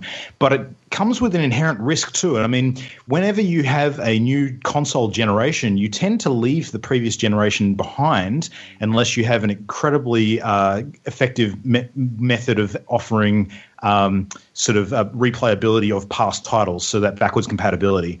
So there's nothing worse from a consumer's standpoint of having a console that gets superseded, that has no longer support for the game library that you have. So Xbox 360 owners who have games that don't work on the Xbox One, or the new titles coming out on Xbox One that they have to get an Xbox One to play. That's again, they have to invest in a new console. There's a lot of money involved, that sort of thing. But temper that with the fact that technology for the consoles isn't really moving that far ahead. It's moving incrementally up, but not so much that you need to run out and buy an upgraded version of the consoles, unless perhaps you're investing in VR. So that means that companies like Microsoft and Sony need to create a fairly impressive narrative around why you might want to have the latest and greatest console. So there's a couple of big ones that have made headlines this year. Microsoft earlier in the year announced their plans for the Microsoft Project Scorpio, which is the new version of the Xbox One, which is going to be a fairly big improvement on the hardware in terms of the speed and processing power and the sorts of games it'll be able to run. That's coming in 2017, so they kind of got ahead of the game and announced their plans, but they haven't actually got a product on the market yet. Right. Sony, on the other hand, have basically turned around and said, yep, we're going to be doing the same thing. We've got the the Xbox, the PlayStation Pro, previously known as the PlayStation Project Morpheus. No, sorry, that's the VR. What am I confusing it with? Morpheus. All right, let's just call it the PlayStation Pro. We don't need to use the code name now that the thing has actually been announced. So, so that is coming out real shortly. But the big difference between the two is that Sony's jumped the gun and got it out this year, but it's going to be nowhere near as powerful as what Microsoft are offering. Microsoft, you'll have to wait until 2017, but that'll be the more powerful alternative. But then Microsoft has the interim step of the Xbox One S, which brings 4K video and a little more power. But you're really that's also an interim step to Scorpio. So you have this sort of, they're kind of you see this little iterative thing going on, and that was really a questionable move, right? Because do you buy an S, or do you just wait for Scorpio, or what do you do, right? Exactly. Which is sort of, and PlayStation have got the slim in between as well, which is kind of like their version of the S, but the slim doesn't go to 4K, right? 4K stuff. So you got to go to the Pro. It's sort of interesting. Microsoft tried to inject just a little bit of something bonus to the S, not a lot, just a couple things. The controller's got better range, a couple small things, but mostly it's just a tinier version that now goes vertical. Really, it's more like a 360, which is kind of neat. But exactly, I mean, Sony's got everything to lose at the moment. They're doing really, really well in the current console cycle, and I think that they without a doubt hold the market share currently. Which is interesting because Xbox was miles ahead last generation due to their focus on the home entertainment sort of all encompassing system. But Sony have the release catalog at the moment to really put Xbox to the test. They've got a lot more of the high-profile games. They've had a much greater success with some of their big-name titles, and they've got PlayStation VR. So it's that's part of my clever plan. I'm glad there's a real choice between the two now, and they're not just a very close imitation of each other. It gives you an option where there's actually reasons why you might want to choose one or the other, as opposed to just flipping a coin. Exactly. And there's a couple titles on PlayStation I wouldn't mind owning. I don't have a PlayStation yet, and so if the kids really want PlayStation VR, that gives me an excuse to get a PlayStation. So this is my thinking. But I've been very happy with my Xboxes. I love the One. I love my 360. I think they still have a great set of choices, and the multimedia on the Xbox is still fantastic. But and what I'm really liking was another thing I wanted to talk to you about is I am loving Play Anywhere. So this idea that Microsoft just recently announced, and they've only had a couple games come out and do it now, which is ReCore and Gears of War 4. But going forward, this is going to be standard now for all Microsoft titles, and I assume they're making it possible for other PC titles and Xbox titles. And the idea is you buy the game once, and so if I buy the digital copy of Gears of War on the Xbox One, it also is available in Windows 10 on my Windows 10 PC in the Microsoft Store. And if I buy it on Xbox, it's immediately available there free for me on my PC, and I can download and install it. And just like if I have multiple Xboxes, if I start playing Gears of War on one of my Xboxes and switch to another one, it automatically synchronizes the game saves because all the game saves are in the cloud, and I just pick up where I left off. It does the same thing now on the PC, and now you have cross-platform play. So I can play co-op Gears of War. I can be on my Xbox. My friend can be on his Windows 10 PC. That, to me, is a really compelling argument, and I think it's a really smart move by Microsoft to start leveraging that ecosystem because Sony doesn't have that advantage, right? They don't have, they do have some software now you can install on PCs to play anywhere, but I think Microsoft's got a big advantage there. What are your thoughts on that, Luke? No, I completely agree with pretty much everything you just said. It's really interesting, actually. On one hand, you would question Microsoft's thought pattern behind essentially releasing a way that people can play on PC instead of Xbox. Right. Do you want to be promoting PC gaming when you're trying to actually push a console on the market? But the reality is that Microsoft own Windows, and it's still keeping all of their customers within their ecosystem. So it's a net gain for them ultimately. And as it happens, Windows 10 actually supports the Xbox environment really well. I've actually been streaming my Xbox to my Windows 10 PC to play Gears of War, so I'm not actually hooking my Xbox directly up to the TV. I'm doing it straight through my computer, which is great. The streaming is awesome too. So what I've done is I do LAN parties with my kids, and one of the things I've found is I will.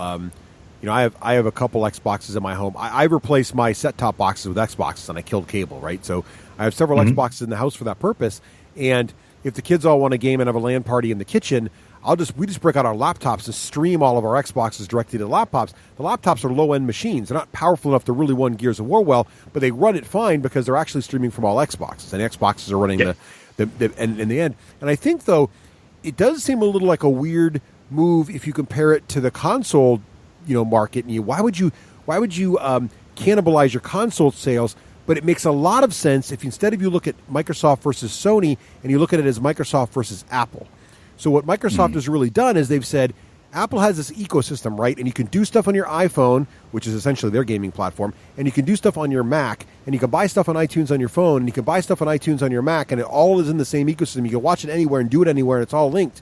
And Microsoft is saying, we want that same thing. So now it's Windows everywhere. They did a big deal this past year to put essentially Windows on the Xbox, right? And now I can buy stuff. I can buy content on my Xbox, like video. I can buy games on my Xbox, and they also translate to any Microsoft platform. And Microsoft's saying, get in our ecosystem and stay in our ecosystem. And the more content you buy in our ecosystem, the more you're going to want to stay, because do you really want to buy all your movies twice and all your games twice and everything else twice, right? So it's a pretty smart play. So it's a really interesting model. I wonder, though. I think if I were Valve, I'd be a little concerned because this is going to eat into Steam, right? Do I want to buy? Normally I would buy something like a Gears of War. I would expect to buy it on Steam because Steam is essentially the one-stop shop that I can go buy games on my PC in. And most of my PC gaming I buy on Steam because it's just all centralized, and Steam does a good job of, cloud saves and distributing everything, and it makes it almost like a console experience on your PC. But now I'd rather buy it in the Microsoft store because now it works on my console also. So again, it's another play against them too, which is an interesting move, and I wonder if that's going to really start them butting heads. And of course, Valve has already tried to launch the Steam box, and they're trying to move into the console play too and get into the living room also. So there's an interesting little war brewing there as there's PC, set-top box convergence, I guess. I don't think for the meantime Valve has anything to be worried about, though, because in terms of the online marketplace for PC games, Steam is an absolute monster. Agreed. And the Microsoft online store is, let's just say it's got some issues they need to work through. Right. No, agreed. The Microsoft online store I never use. I buy in Steam all the time. But what's interesting now is the Xbox library, a year or two from now, the Xbox store will be the Windows store will be the Xbox library. And when that happens, then it's a little different. I think this is where they're trying to go. I don't know if they can pull it off, though, because you're right.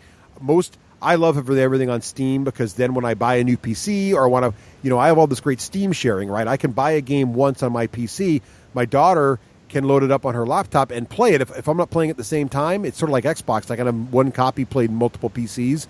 Oh, that's legit. It's all part of the licensing agreement, and it's a great way to share games.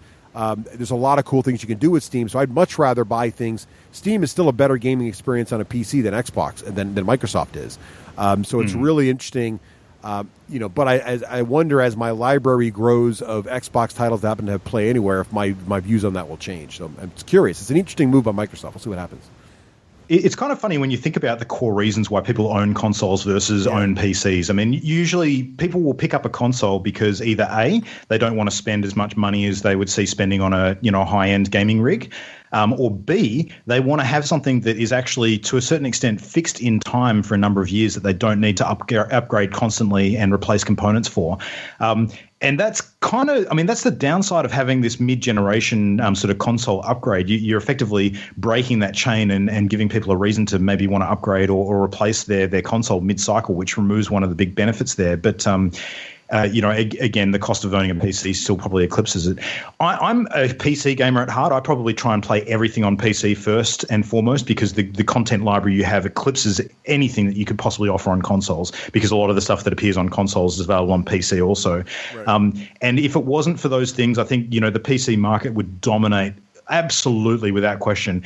But the reality is that PC gaming's had a few notable failures in the last few years where things that have run perfectly well on consoles have had big issues when playing on other PC platforms due to frame rate drops or bad sort of ports of existing games where there's glitches and other sorts of technical issues.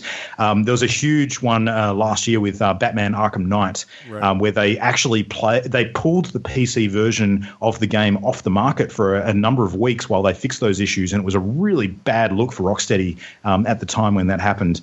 and got a lot of the console gamers to sort of go, ha, PC Master Race, huh? Well, you're not playing this game today, are you? Right. So, yeah, it's an ongoing issue, and unfortunately, it continues to happen. When some of the testers and QA people involved in pushing releases out to market have to test their games on different platforms, it's very easy to test on a console because you're sort of working with a known quantity. But when it comes to PC, there's so many different configurations of graphics cards and setups that you could be working with. You have to spread yourself across a broad variety of different configurations and hope for the best. And you have a success or you don't. So it's an interesting one.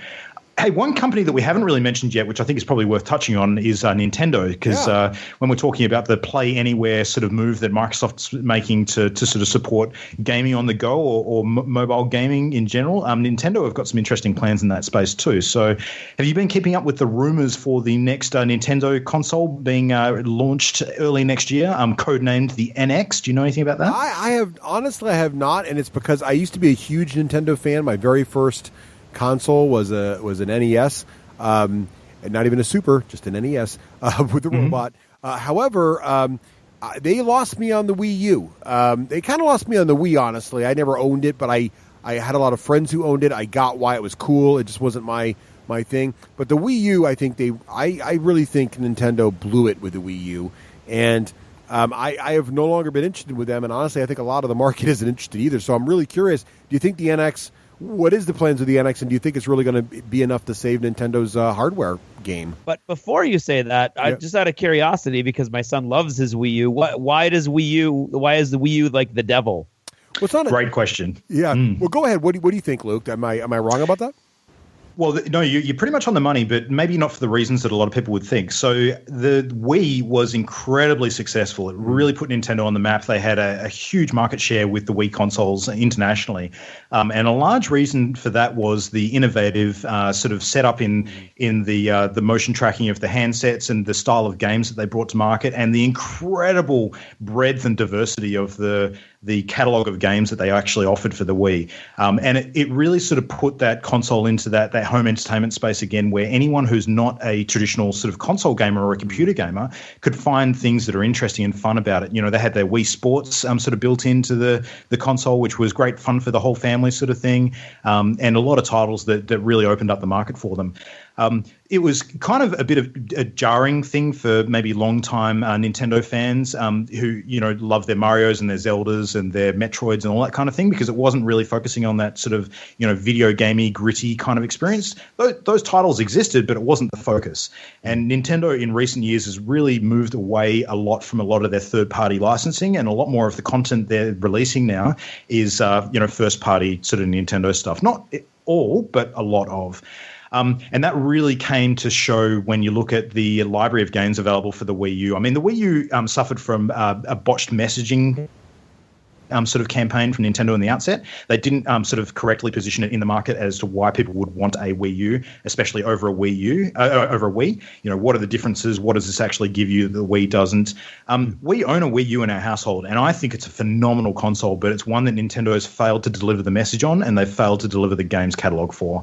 There's a few really high-profile games that are fantastic for it, but what you're also remembering here is that if you're relying on developers, even though they still have third-party relationships with other developers, building games for them, developers, when they have to build for a console that is so different as the Wii U, because it's got the sort of touch pad as part of the sort of controller peripherals, and if you want to make use of that, you have to design a game with that in mind.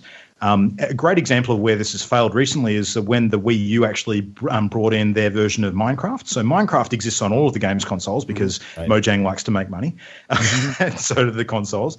But when Minecraft came to Wii U, it actually didn't make use of that controller with the touchscreen at all, which was a huge failing, because when you think about Minecraft, that would have been perfect for inventory management. Right there, boom. Yeah. but they just didn't do it. And I guess the cost to develop a separate title for Wii U, or the consistency of the brand or something, might have been a limiting factor there. But for whatever reason, a lot of developers have chosen to go with the known quantities of your PC market or your Xbox or your PlayStation, and are not really developing a lot of games for the Wii U. And that's started to show by looking at the total range that's available. And a lot of people have gone off the console because they just don't have enough variety there. So yeah, it's a real shame because it's a great piece of hardware. But it's played out the way it has. Now, the NX is going to be really interesting to see what Nintendo do to move themselves out of that rut. And, I mean, as a company, they've got an incredibly big sort of financial war chest, so it's going to take a lot more to put them down than the most recent generation of subpar console sales. They've done very well, though, at keeping hush on what the NX actually is. The information that is out and about at the moment is that it is going to be a hybrid console that encapsulates the sort of mobile gaming formula, and there's a lot of rumors that it might actually be a console that is compact to the point of you being able to take it around like a DS and sort of play it anywhere, and maybe sort of hooks into a TV screen to sort of, when you're fixed in home, be able to play like that. But nobody actually knows at the moment because they've been really good at stopping leaks for the entirety of the year, which is one of the only games companies that succeeded in doing that, if we're being honest. They've got it locked up tight. So they're going to start making announcements about what it actually is in the next couple of months, and it'll be out early next year. But I think a lot of people are very sort of interested in where that's going to go. It could go very, very well for them, or it could be another Wii U. We don't quite know. But Nintendo's moving into the mobile gaming market too at the moment, which is a thing that they haven't done before. Well, yeah, I mean, Pokemon Go was, I know it's technically, I mean, Nintendo has a piece of that pie. It's not really their product anymore, but they get money for it, and so their war chest definitely inflated with the huge revenue that Pokemon Go got. I really think Nintendo's play might be they've got the great beloved, licenses, the properties there. I think if they were just to take the original Mario games, and I know they've said they would never do this, and they do have a new Mario game coming out for the iPhone, but it's it's a Mario Run game. It's not it's not classic like Mario or Super Mario or a Zelda. But I think Nintendo could make a killing just launching those games on mobile, right? And I don't really know.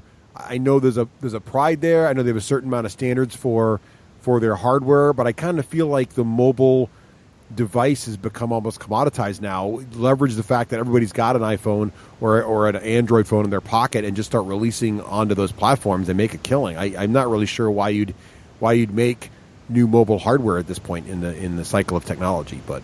Well, it's like what we were talking about with PlayStation VR before. Right. I mean, one of the reasons why PlayStation VR will have a great leg up is because of the number of people out there with PlayStations. Right. So if you want to get a game out there to a bigger audience, pick a platform that everybody has, and mobile is that platform. Yeah. So a couple of games that they are bringing out early next year, though, that will be sort of looking at some of the really established Nintendo titles, and it'll be very interesting to see how they go. Monster Hunter Generations is coming to mobile phones, and also Animal Crossing, which is going to be a huge one for them. So very excited to see where that goes. That will be very huge. So let's talk a little bit. We've talked a lot about ecosystems. We talk about consoles. Let's talk about some of the titles we're really enjoying right now, Luke, and some of the things that we think have really moved forward some of the industry. So what are some of the titles you think that have come out recently that have really been pretty impactful? Well, we can look at impactful in terms of, notable successes or things that have maybe fallen flat and not done so well. Mm. And I think this year has been a really good study in the impacts of consumer hype and some of the bad things that can happen when people get excited and don't have their expectations met. The first one that really kicked off at the beginning of the year was the release of Tom Clancy's The Division. So now I'm going to assume that both of you are, fairly up to speed on, Clancy's work, and obviously the movies and game franchise that has existed, Rainbow Six being a big one. Yeah, I know half of that is probably true. I know Clancy's books and I know his movies. On his game front, I've played quite a few of the Tom Clancy titles, most of the Rainbow stuff, Rainbow Six, but I don't love it only because I don't love realistic military shooters. And that's more of a personal preference, nothing against the quality of those titles. So I don't generally follow the Tom Clancy game series. So what did you like or dislike about The Division? Well, The Division was a fairly good game on the surface. It very much fit the formula of a lot of the other Clancy games. It's a very, fairly realistic military shooter if you take aside for a minute the fact that you're actually in a rundown city that's basically got a virus ripping through it and taking out the general population, and it's kind of like a war zone as a result. It's based on not a book or a movie in particular. The Division's actually sort of iterative of Clancy's works, but it in itself is a unique property. It's not actually a story that's been written by him. It's kind of inspired by more than anything. So the game did generally pretty well, but unfortunately the thing that's really let the Division down and why it's not on anyone's radars anymore, even though it could have if it went well being a game that people played throughout the entire year and beyond, is they had very big plans for some of their post-release follow-up downloadable content and sort of add-ons to the game to promote ongoing competitive play. Ubisoft, the game's developers, have really fallen down on that front. So they've had a lot of issues with glitchiness, completely broken sort of missions and levels that people were able to exploit for bonuses that they shouldn't have. And it is a multiplayer competitive game. So the people who are sinking time into the game to get the best gear and sort of get the best upgrades and that kind of thing, when they're getting huge advantages due to broken content within the game that allow exploits that shouldn't exist, then that really sours the experience for everybody else. They've not done great in that respect, and the follow-up support has been what's really let that game down. So started out as being a potential big success, but it's kind of been a failure in the fact that nobody's really talking about the game or cares too much about it anymore, except for a small pocket of players. So It's a big shame. One shooter, on the other hand, that has lived up to its hype, and its hype was incredible, and then some, is Overwatch. We talked about this before. Yeah. Now, if I was to pick probably the biggest success of the year so far, and this is entirely based on personal opinion, I couldn't go further than Overwatch. I think that this game has absolutely met and exceeded just about every expectation it had, and those expectations were high. And well, I don't think it's even personal opinion, although I agree with your personal opinion. It's also the numbers. I thought they just released recently, isn't it like already there's like 9 million or 10 million players in Overwatch? Which is in fact, this week they have announced that there are 20 million active Overwatch accounts. That is nuts, because that was the number. Like 10 million was the number of that was the oh my god, I remember when we used to discuss World of Warcraft back in the late 2008, 2009, 2010. Like they're at 10 million. That's a huge number of people playing one platform. You got Overwatch. Blizzard's done it again. These guys are like, they have the Midas touch. I mean, their games are just, and what's crazy about Blizzard, I think that's really interesting, is their games are totally different, right? I mean, like Diablo is completely different from StarCraft, is completely different from World of Warcraft, is completely different from Hearthstone, and it's completely different from Overwatch. They're not even the same genres, right? And they still nail it with whatever their artistic style, their attention to detail, their storytelling, you name it. A lot of innovative stuff happening on Overwatch, but I think what's really interesting about Overwatch's success is that it came out right up against Battleborn. And Battleborn beat them to market. Battleborn's essentially the same concept, right? Take a bunch of eclectic, really wacky characters, throw them into the mix, and make a multiplayer Battlefield game out of it, a la, old school Team Fortress type thing. And yet, when Battleborn first came out, I was kind of, this is pretty cool, and it's got some neat elements, and it was a little bit of MOBA, but it was a little more, but then when Overwatch came out, it was like, I don't even care about Battleborn. It wasn't even the same, I don't know, and the funny thing was, I thought they were copies of each other in a way, even though they're both at the same time, but it was amazing. I think Overwatch really blew it away, and it's really hard to quantify what makes it so great. It's just all the attention to detail, I think.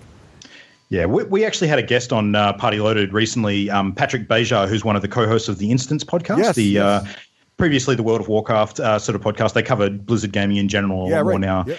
And he's actually a former employee of Blizzard over in their Paris offices. And we got talking about some of the things that he thought actually made Blizzard such a successful company with some of their game releases and that sort of thing. And the analogy he liked to use, and I completely agree with this, is that Blizzard is a company that knows when to put the cake back in the oven and let it cook a bit longer. Right. So that they have very, very rarely put a game out that is half-baked. They've always, if anything, sort of kept people waiting far beyond the point where they'd be happy to, just to ensure that the product is exactly what it needs to be to live up to expectations. Well, it's a great point, because they never released Ghost, right? They never released the Ghost shooter because they felt it never got right. And then also, though, they kept StarCraft 2 in the oven forever. But man, did it rock when it finally hit the streets. But they waited till that was exactly right? So I think that's a great point. Well, Overwatch was born out of a failed project they never actually released because they weren't happy with where it was at. And it was actually known as Project Titan for quite some time. And it was a multi-million-dollar investment for them. They had a huge dev team working on it for many, many years. It was talked about for a long time. And then eventually they decided, no, this isn't as good as we want it to be, so we're going to can the whole thing. And everybody just looked at them in shock at that point. It was like, what are you doing? The amount of investment in this and you're not actually going to take it to market? What the hell? But it just really speaks to their focus on quality, and it is why I am such a Blizzard fanboy. I play every single one of their games that is out at the moment, and it's because they are all fantastic, and the company really knows how to make a great product and continue to support it. And they've got a big focus on the esports scene these days too, because a lot of their games fit that mold very well, Overwatch being no exception. So you know there's going to be that ongoing sort of hype and support and competitive play that'll keep those products' ongoing polish intact, which is excellent. So, yeah. Now, another game that I wanted to sort of briefly mention, we don't need to go too far into this one, but I think it's a good study in another one of the shooters that's coming out this year is the new remake of Doom. Yes. So anyone who's played video games for any length of time will be familiar with the Doom name and franchise because it goes way back. And this year saw the most recent sort of version of Doom, just entitled Doom. So they haven't gone with Doom 4 or a numbered version. It's kind of a bit of a soft reboot in a way, but still a sequel in the way that the story plays out. Now, Doom was looking like an early red flag, all warning signs, this game's not going to be great kind of release. There was a lot of conjecture around an early beta test that they put up around the multiplayer sort of version of the game. It wasn't looking real great. There were a lot of issues with it. A lot of the game's media and content creators and journalists weren't actually able to get hold of pre-copies of the single-player version of the game to do their reviews and that sort of thing. And that's usually a bit of a warning sign for companies too. So when they're not willing to put out like a review version of their game for the media to start looking at ahead of a release, that usually indicates that either A, they're scrambling to get it finished in time, and then therefore that rush could create quality issues, or B, they're worried about what's going to happen when people turn around and say that it's terrible and they're going to lose sales as a result if they let people have an early crack at it. So things weren't looking great. But then it released, and it's turned out to be one of the best games of the year. Yeah. So, yeah, it's an amazing story. Doom as a multiplayer game still has a few issues, but Doom as a single-player campaign game, it is incredible, and I cannot recommend it enough. It is absolutely blown everybody's expectations, and it's much better than it had any right to be. So it's definitely one worth looking at. Good one. Russ, now you don't have a PlayStation. Did you get around to playing Uncharted 4 at all, or have you played any of the Uncharted series? So Uncharted is the franchise that would, if I would ever buy a PlayStation, it would be for Uncharted. So I'm a huge fan of that style of game. I'm a huge fan of Lara Croft and Rise of Tomb Raider and all those kinds of games. So Uncharted is right in my wheelhouse, and it is the one game franchise that is exclusive to PlayStation that I look at and I go, it's almost worth buying the console for that. And so I'm looking for excuses to get a PlayStation just for that game. How was Uncharted 4? Did it live up to the rest of the series? Well, I would say that it's not almost worth buying a console for. I would say it is the number one reason to buy a PS4. All right, there you go. Honestly, I would buy a PlayStation 4 just to play this game. It is that good. Yep. Sold. So if you needed someone to push you over the edge, I'm not going to tell you any different because this game is incredible. Luke, the kids need PlayStation VR this Christmas. I got to do it. It's for the kids. It's absolutely, yeah. I mean, it's also a game produced by Naughty Dog, which are a studio that has made an incredibly good name for themselves with the Crash Bandicoot franchise, and also The Last of Us, which was probably my favorite game of the last generation. Yep. Post-apocalyptic zombie survival game where the zombies aren't really zombies; they're kind of fungus-infested humans, and more on that if you actually play the game. Sure. But I mean, Uncharted, the story of Nathan Drake, treasure hunter. I like to think that the Uncharted franchise is a little bit of a cross between the National Treasure films starring Nicolas Cage and Indiana Jones. Yes. It's somewhere between the two of them. It's Lara Croft. I mean, it's the same thing because Tomb Raider. Bit of Tomb Raider in there, too. Yeah, absolutely. I mean, gameplay style, it certainly has a lot of those aspects of the new Tomb Raider games, which is not a bad thing at all because they're really good. Right. But the latest Uncharted is incredible, and there's some really great sort of Easter eggs and call-outs to some of their previous sort of game franchises too. Minor spoiler here. I mean, don't listen if you are worried about this because it's fairly early on in the game, but there is actually a a segment of the early sort of prologue where you actually sit down. Nathan Drake sits down with his partner and actually plays in game a level of Crash Bandicoot. So you actually play the Crash Bandicoot game within Uncharted 4. It's about as meta as it can possibly get. So, Luke, let me ask you this: we were talking about Gears of War 4 earlier, and we talked about the idea that you could jump right into Gears 4, and if you hadn't played 1, 2, or 3, that'd be okay. Is Uncharted that way too, or do you really need to go back and play 1 through 3 to really fully appreciate 4? No, it's absolutely like that. You can come in without any knowledge of the previous franchise and play it and really enjoy it. And I think you can go back and play the previous titles out of order without that really affecting it too much. The story doesn't really lead on so much as Nathan Drake as a character has evolved. And you do get some call-outs to previous adventures that he's had with some of the things you interact with. But it is very much a new story. There's no elements that you're sort of losing out on by not knowing what happened in the previous games. But if you want to go back and play the last 3 Uncharted games, there is a Nathan Drake collection which you can pick up, which actually has all 3 of them available, which you can play through, and I'd recommend that too. I mean, they're great games, but Uncharted 4 is another level above. The way that it blends sort of in-game cinematics with the gameplay seamlessly so that you can't even tell where a cutscene begins and ends, and your sort of player agency with Nathan Drake actually starts again is phenomenal. It is just, I gush about it. It's a great Luke, game. One experiment that you got me thinking about this other experiment that came out this year that I had mixed feelings about, and I know you just recently got an Xbox One. Did you try Quantum Break? No, I did not. General buzz around Quantum Break was that it had a really interesting use of that in-game sort of cinematic as well, and they invested quite a bit of money in actually getting real actors, like known actors like Sean Austin. Sean Ashmore, I should say, actually playing some of the titular roles of the characters. Sean Ashmore, for anyone who doesn't know, is the guy who played Iceman in the X-Men movies, the original X-Men trilogy. So you've also got the guy who played Petyr Baelish Littlefinger in Game of Thrones as one of the villains of the series too. So there's some good names in there, good faces, and the story seems compelling. But it did seem like it suffered a little bit from that Undercooked sort of analogy, where maybe there was a few areas of gameplay and story that could have been developed a little bit further. I don't think it's a bad game by any length, and I probably will pick it up at some point, but it wasn't one that I had to rush out and grab. It was interesting because what was weird about, or not weird, but was unusual about it was I think the gameplay mechanics were kind of neat. There was a sort of a time control element to it that was pretty innovative. You're right, there was some underbaked parts, there were some glitches and a few bugs in the game that kind of made it feel like it wasn't polished. But the weird thing about the game, or the interesting thing, was that it wasn't just cutscenes with live action. It was like a half an hour TV episode. So you'd play a level of the game, and then you'd watch a half an hour video that continued the story that you were in the game. And what was interesting was there were certain side events you could do while you're playing the level, certain things you could uncover. For example, you could be walking by in a classroom, there'd be a formula written on the chalkboard, and you could finish the formula or you could not. And if you did, then when you watch the TV show, the episode with live action for the next 30 minutes, extra things would appear based on what you did in the game. So it was super clever. It was really interesting, but the problem with it was I felt disengaged. So when you'd finish your level and then you'd go to watch the show, you'd basically put the controller down and now you're in for a half an hour TV episode and you'd sit back, relax, and watch the show.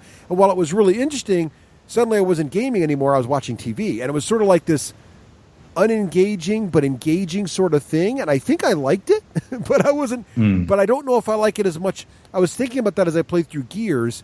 And what's interesting about what Gears does really, really well, I don't know how far you've gotten into it yet, is it's almost completely seamless between the cutscenes and then when you're playing, and then the dialogue, it's all integrated. So you're constantly in and interacting with the story, right? Almost 100%, with only very, very short actual, like, you actually do nothing on the controller and watch a cutscene, right?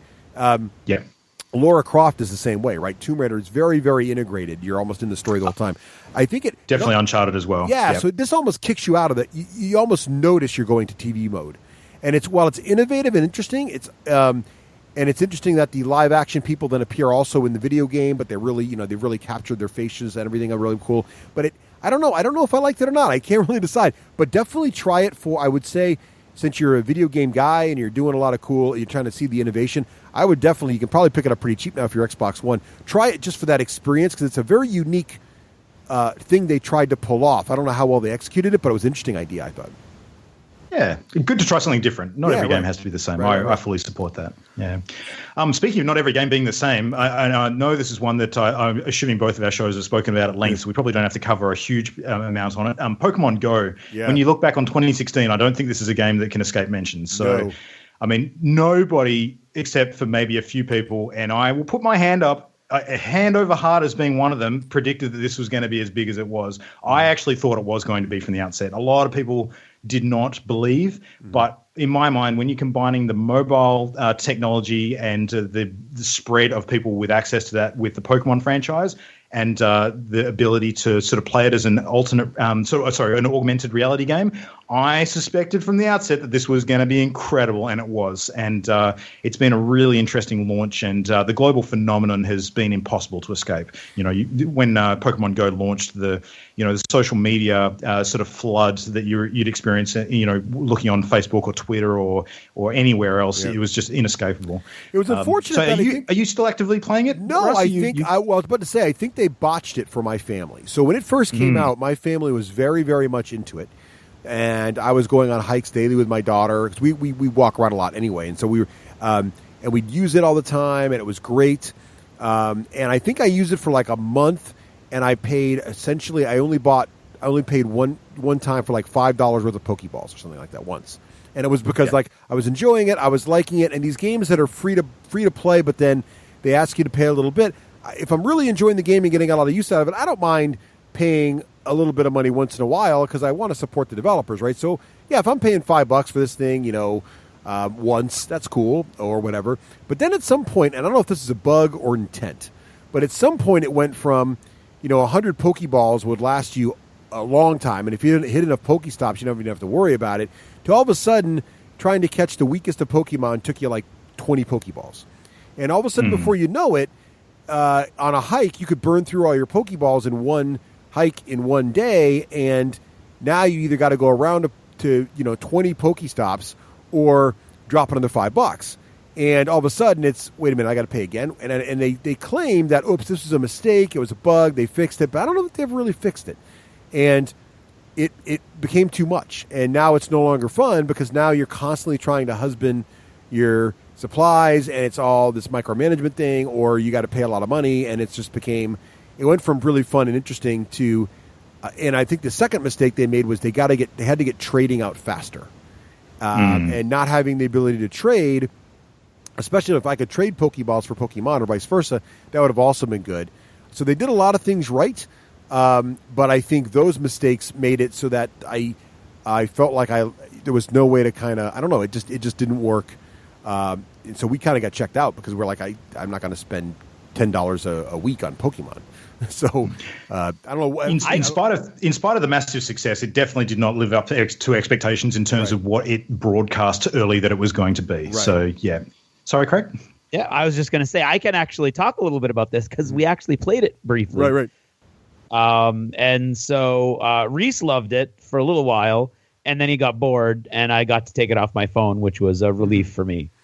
So I mean, I don't know. Like, I'm sure there were all kinds of aspects of the game that we didn't really experience. We really weren't that much into it. He's only now discovering the cards and the card game. So maybe if it had dropped like a year later, it would have been a bigger deal for us. But it was, I mean, the big worldwide phenomenon hit, and like for a week it was even bigger than Twitter, and you saw it all over the news and everything. And we were playing it a little bit every now and then. And then I would say a month later, I was able to take it off my phone. And is it still big enough to be a phenomenon, or has it really, as far as its global impact, come and gone? Would be my question. I certainly don't think it's gone, but I do think it's well over the peak. As a phenomenon, though. Well, I mean, the thing that's really sort of prevented it from lasting longer, and being the big buzz that everyone was talking about a couple of months ago, I think is the fact that Niantic at its whole as a games studio is very small. I mean, they've only got a couple of dozen employees. They may have increased that now, of course, to keep up with what's been going on. And as a result of that, their ability to communicate with their audience and actually keep adding to the game to lengthen that engagement has been very limited. So what you saw was a lot of early adopters that kind of came in, got really excited, played it for a little while, and now they've dropped off. So what you're left with is a much smaller audience, but they are the hardcore players that will stick with it for a lot longer, I think. So, yeah, I mean, to answer your question, I think that's what's going to happen for the months to come. Those hardcore players will be the ones that keep the game going, sort of keep the buzz happening. And when things get added, so when they actually look at adding the next generation of Pokemon to the game, because there's only 150-ish at the moment, and when they sort of put in the next batch, a whole bunch of people will flood back, and it'll be exciting again for a little while, and then they'll disappear, and you'll continue with that core group of players. So. Yeah, it's an interesting study. I'm really glad that it happened this year, and I think it's done some good in terms of getting VR and AR on the radar as well, because people started looking at this as, hey, this is actually coming now. It's achievable in today's technological day and age. But yeah, I certainly didn't think it was going to continue at that pace for forever. It's impossible. Yeah. So did I go out at a offshore point and play the game from around 11 p.m. to 4 a.m. after D&D regularly? Yes, I did. I think what we're realizing is that Luke doesn't sleep at all. So, I'll sleep when I'm dead, man. That's where that is. All right. Well, there you go. Yeah, I think so also, the other thing they made a mistake on too, and then we can move on, but I think they also let the media guide their game development. So, in other words, I don't know if you guys remember this, but back in the 80s when D&D first came out, there was all this thing about D&D being evil and awful, and because one kid somewhere did something stupid in the name of Dungeons & Dragons, like it should be banned for life, blah, blah, blah. So Pokemon Go had this similar problem where, some guy somewhere, because he's an idiot, walks off a cliff playing Pokemon Go.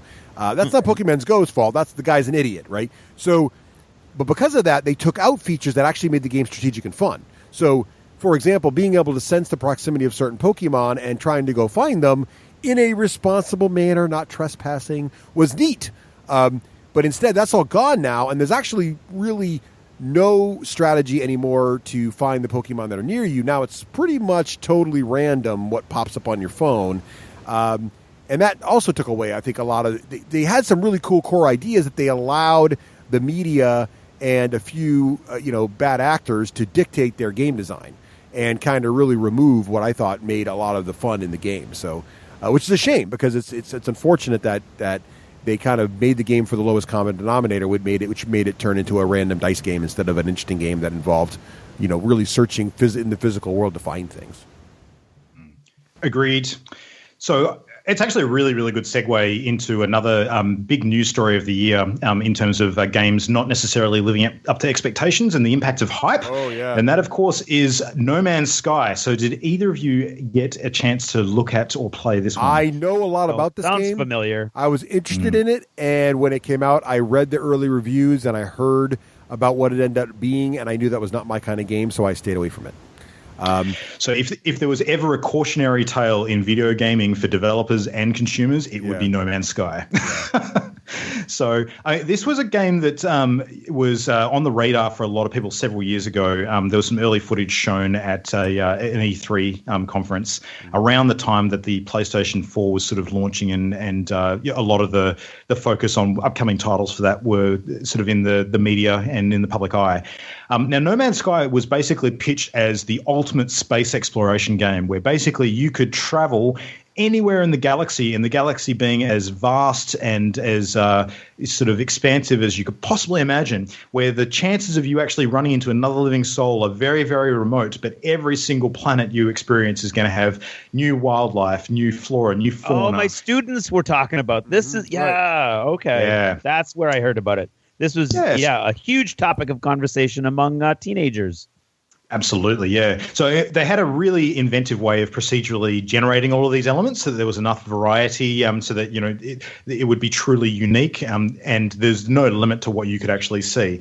Now, the game actually launched a few months ago. There were numerous delays before it actually did come out, and then when finally launched, there was a huge amount of hype around the release. There was probably more hype for this game than almost any other game that I've ever experienced because of the amount of media coverage that it got. Sean Murray from Hello Games had actually been out in the public eye for around 18 months prior to that, appearing on talk shows. He was on the Late Night with Stephen Colbert or the Colbert Report prior to that, sort of talking about the game and the possibilities and at various other different places too. So there was a lot of attention on this game. What people failed to remember, though, is that it was being sort of promoted as a AAA title, but it was being developed by a very, very small studio, so similar to Niantic and Pokemon Go. So it got to a situation where there was just no possible way that the game release could live up to the hype. It was impossible. They'd backed themselves into a corner. It was going to release and it wasn't going to make everybody happy no matter what, because it was just impossible. So the hype became such a negative press engine for them after release that people were really, really down on the game. I think genuinely it's still a decent game, but it's just nowhere near what was actually pitched. But unfortunately, the ongoing sort of story doesn't end there, because there's been a lot of criticism leveled at Hello Games about the way that they promoted it and the way they actually used that hype engine to sort of create a false narrative around what No Man's Sky was actually going to be, to the extent that in the UK, the ASA, the Advertising Standards Authority, which is actually a industry watchdog, is actually investigating them at the moment for false advertising concerning No Man's Sky. And a lot of their claims are based on the fact that the information that's presented on the Steam store for the game at the moment is still showing an older build of the game that doesn't reflect what's actually available now. So it's completely false in terms of what you see. So it's a shame too, because the excitement around that game was huge, and it kind of reminds me of what's going on with Chris Roberts' work on the big crowdfunded thing he's doing with the reboot of Privateer and Wing Commander, So we'll see what ends up happening with that, but I'm afraid it's going to go down this route of promising so much you can't possibly build what you've advertised, Yeah, absolutely. And the last one that we can just touch on again, because we sort of mentioned this in the achievements in gaming, was World of Warcraft. So, again, the old staple coming out of the blocks, well over a decade later, and still being a huge thing in the industry with the release of their latest expansion, Legion. Players are flooding back to the game. Blizzard Entertainment have made a commitment that they're not actually going to release subscriber numbers for World of Warcraft anymore after a last expansion saw a huge drop. And I think that's smart of them in a way, because it kind of creates a bit of a snowball effect where if people see those numbers going down, they start to think, oh dear, there's something wrong with this game. I shouldn't be playing it. It's not going to be any, supported any longer, which of course is false, because it's Blizzard and they support their games forever, almost. But the hype is real, and the hype is justified because it is phenomenal. I have sunk a lot of time into this game in recent times, and it's actually really accessible for people who've never experienced World of Warcraft to sort of jump in and get their toes wet.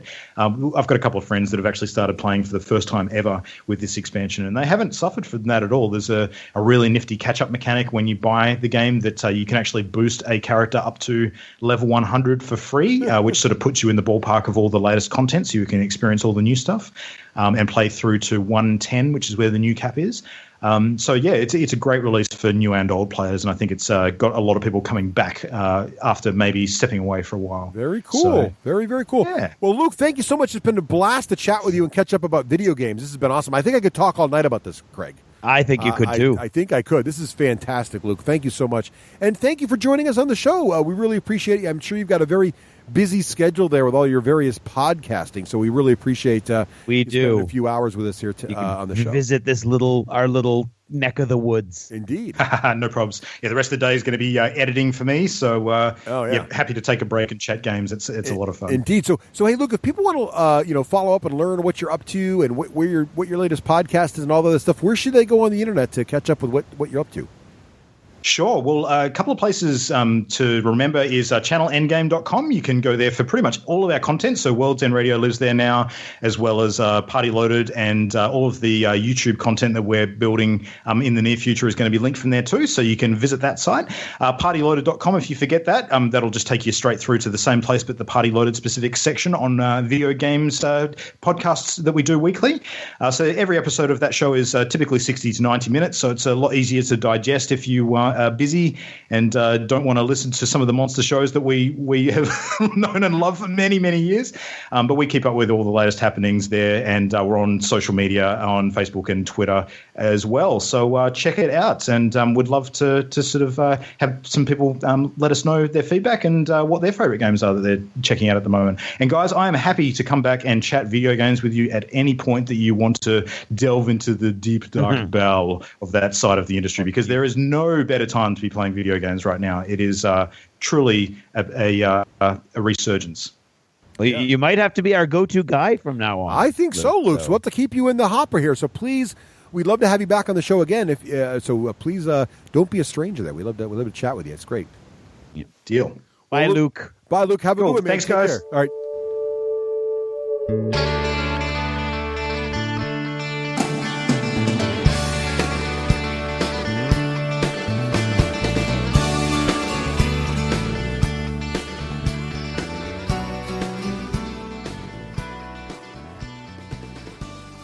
This Jever Notice is brought to you by all of our fine friends over at Patreon. These are the fine men and women who help us keep the lights on and justify what we do on any given day. Today we will continue the David barrage with David Henry, David Jarrett, David Knoll, David Nash, and in on the Deans with Dean Clark. Thank you guys, and thank everybody for being a part of the D6 generation. Did you ever notice how exciting it can be to be part of something that's just charging forward and getting bigger and bigger and just generating more and more excitement as you move forward? No, I have. I mean, I think we all have, if we're going to be honest. The problem is when the thing that we're getting super excited about may not come to fruition quite the way we'd anticipated. And I am, this time around, talking about Kickstarter. Now, I'm as guilty as the next guy with Kickstarter and jumping on a bunch of Kickstarters and having a lot of money wrapped up in Kickstarters. And I'm only now realizing that I really shouldn't go on any Kickstarter at all. And here's the problem. Right now, within 10 feet of me, my pub is full of stuff that I've gotten from Kickstarters that I've barely opened. I have a giant Dead Zone Kickstarter package from Mantic that I've looked through and I've looked at, but I haven't really done anything with. I've got Epic Tiny Western that I haven't even opened. I have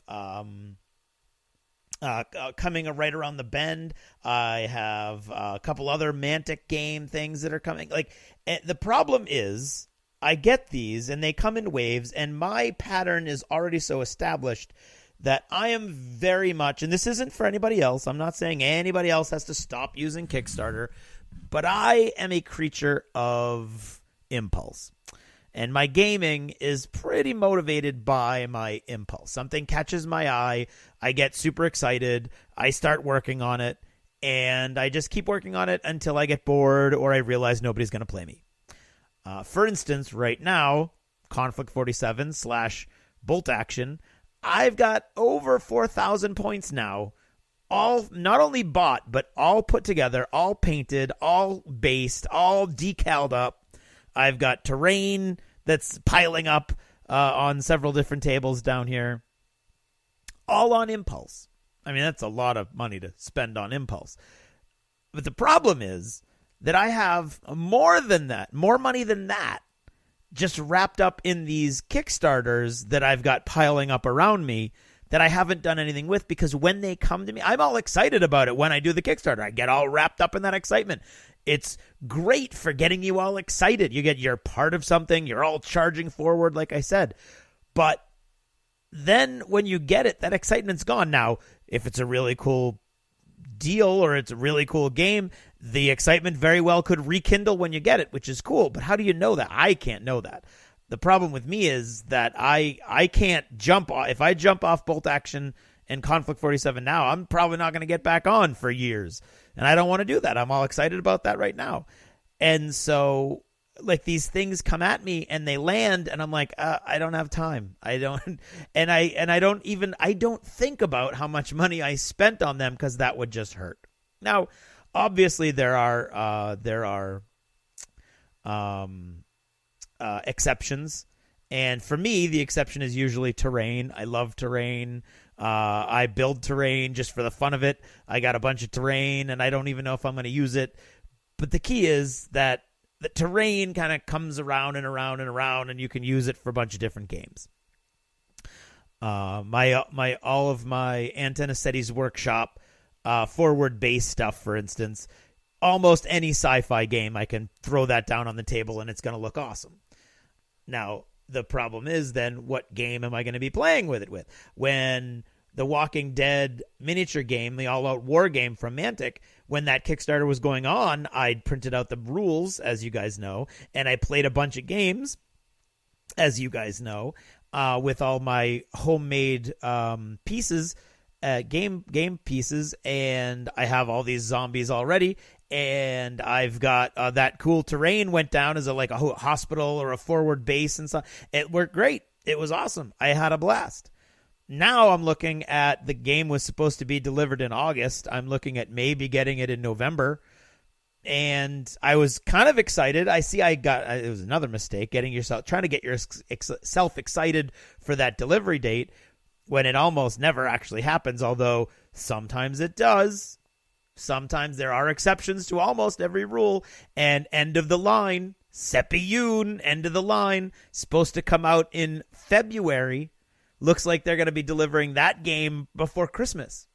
Knock on wood. I don't want to curse them.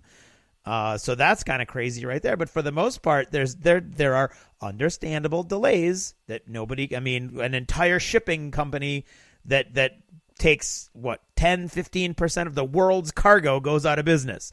Of course, everybody's going to be hammered by that. But I have nothing but sympathy for all of the companies that were involved in that. But for my personal hobby pattern or rhythm, you're right out. And so I've already played that game, I guess. So my new rule, and I've already looked at, maybe even jumped in on, and then withdrew from 3 Kickstarters in the past month, is that I have to start. That's why I haven't put any of them away. They're just basically stacked where I can see them, so that when I walk into the pub to record, because currently that's really all I can do in here. The place is a mess. But I see these Kickstarters and I'm like, oh yeah, that's why I shouldn't do that, because I have a giant crate of that, or I have a big box of that, or I have 3 giant crates of that coming. And so it's kind of a lesson that I'm going to have to learn. I can change my patterns a little bit. I did change my pattern vis-a-vis board games several years ago when I realized that I was buying board games everybody else was buying, and then not playing them at all, because if I did play them, everybody else I played board games with had them. So I've really pulled back on purchasing board games. I have a few, really ones that I really enjoy, that I know that I can get my friends who don't really buy a lot of board games to play. But for the most part, I don't do that. I don't buy a lot of board games anymore. And I'm going to have to do that with Kickstarters too, because it doesn't make any sense. And I'm kind of enjoying where my bank account is going right now, to be honest. And so I got, and again, this is not for anyone else out there. I just thought I would share with you this revelation that I had that Kickstarter really just doesn't work for me. Although it has, I'd probably waver and go back, actually. I mean, who knows?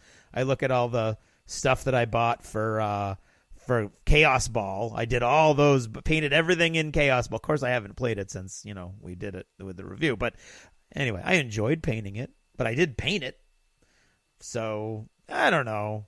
Maybe I'm just in a bit of a funk. Who knows?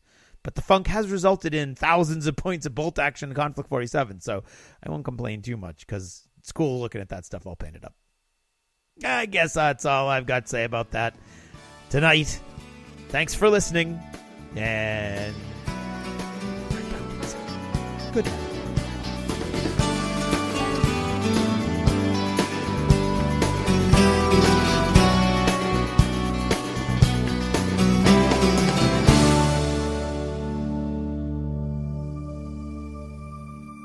Achievement unlocked.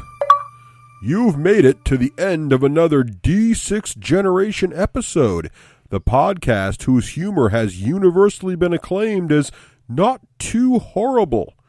Please let us know what you thought of the show by either emailing us at info@the d6generation.com or by posting in our official D6G episode thread at the top of the DACA discussions forum on DACA.com. If for some inexplicable reason you actually enjoyed this show, you can help others find out about it by leaving positive reviews on iTunes. See you in 2 weeks. Thanks for listening, and happy gaming. The theme from Total Fangirl comes from the soundtrack of The Last Night on Earth, the zombie game, courtesy of Flying Frog Productions, and is a composition of Mary Beth Magalanes. I am setting up my new iPhone 7 Plus. So the one that doesn't explode in your face. Yes, Awesome. That's the theory. So if I swear a lot, it's because something went horribly wrong during the installation in the middle of rapid fire. That's pretty much what happened. So just listen carefully to that. Right. Or it exploded. No, it's funny. I noted that while Apple's bringing out the iPhone 7, Samsung at the moment is furiously taking notes. So furiously, I see what you did there. Very clever.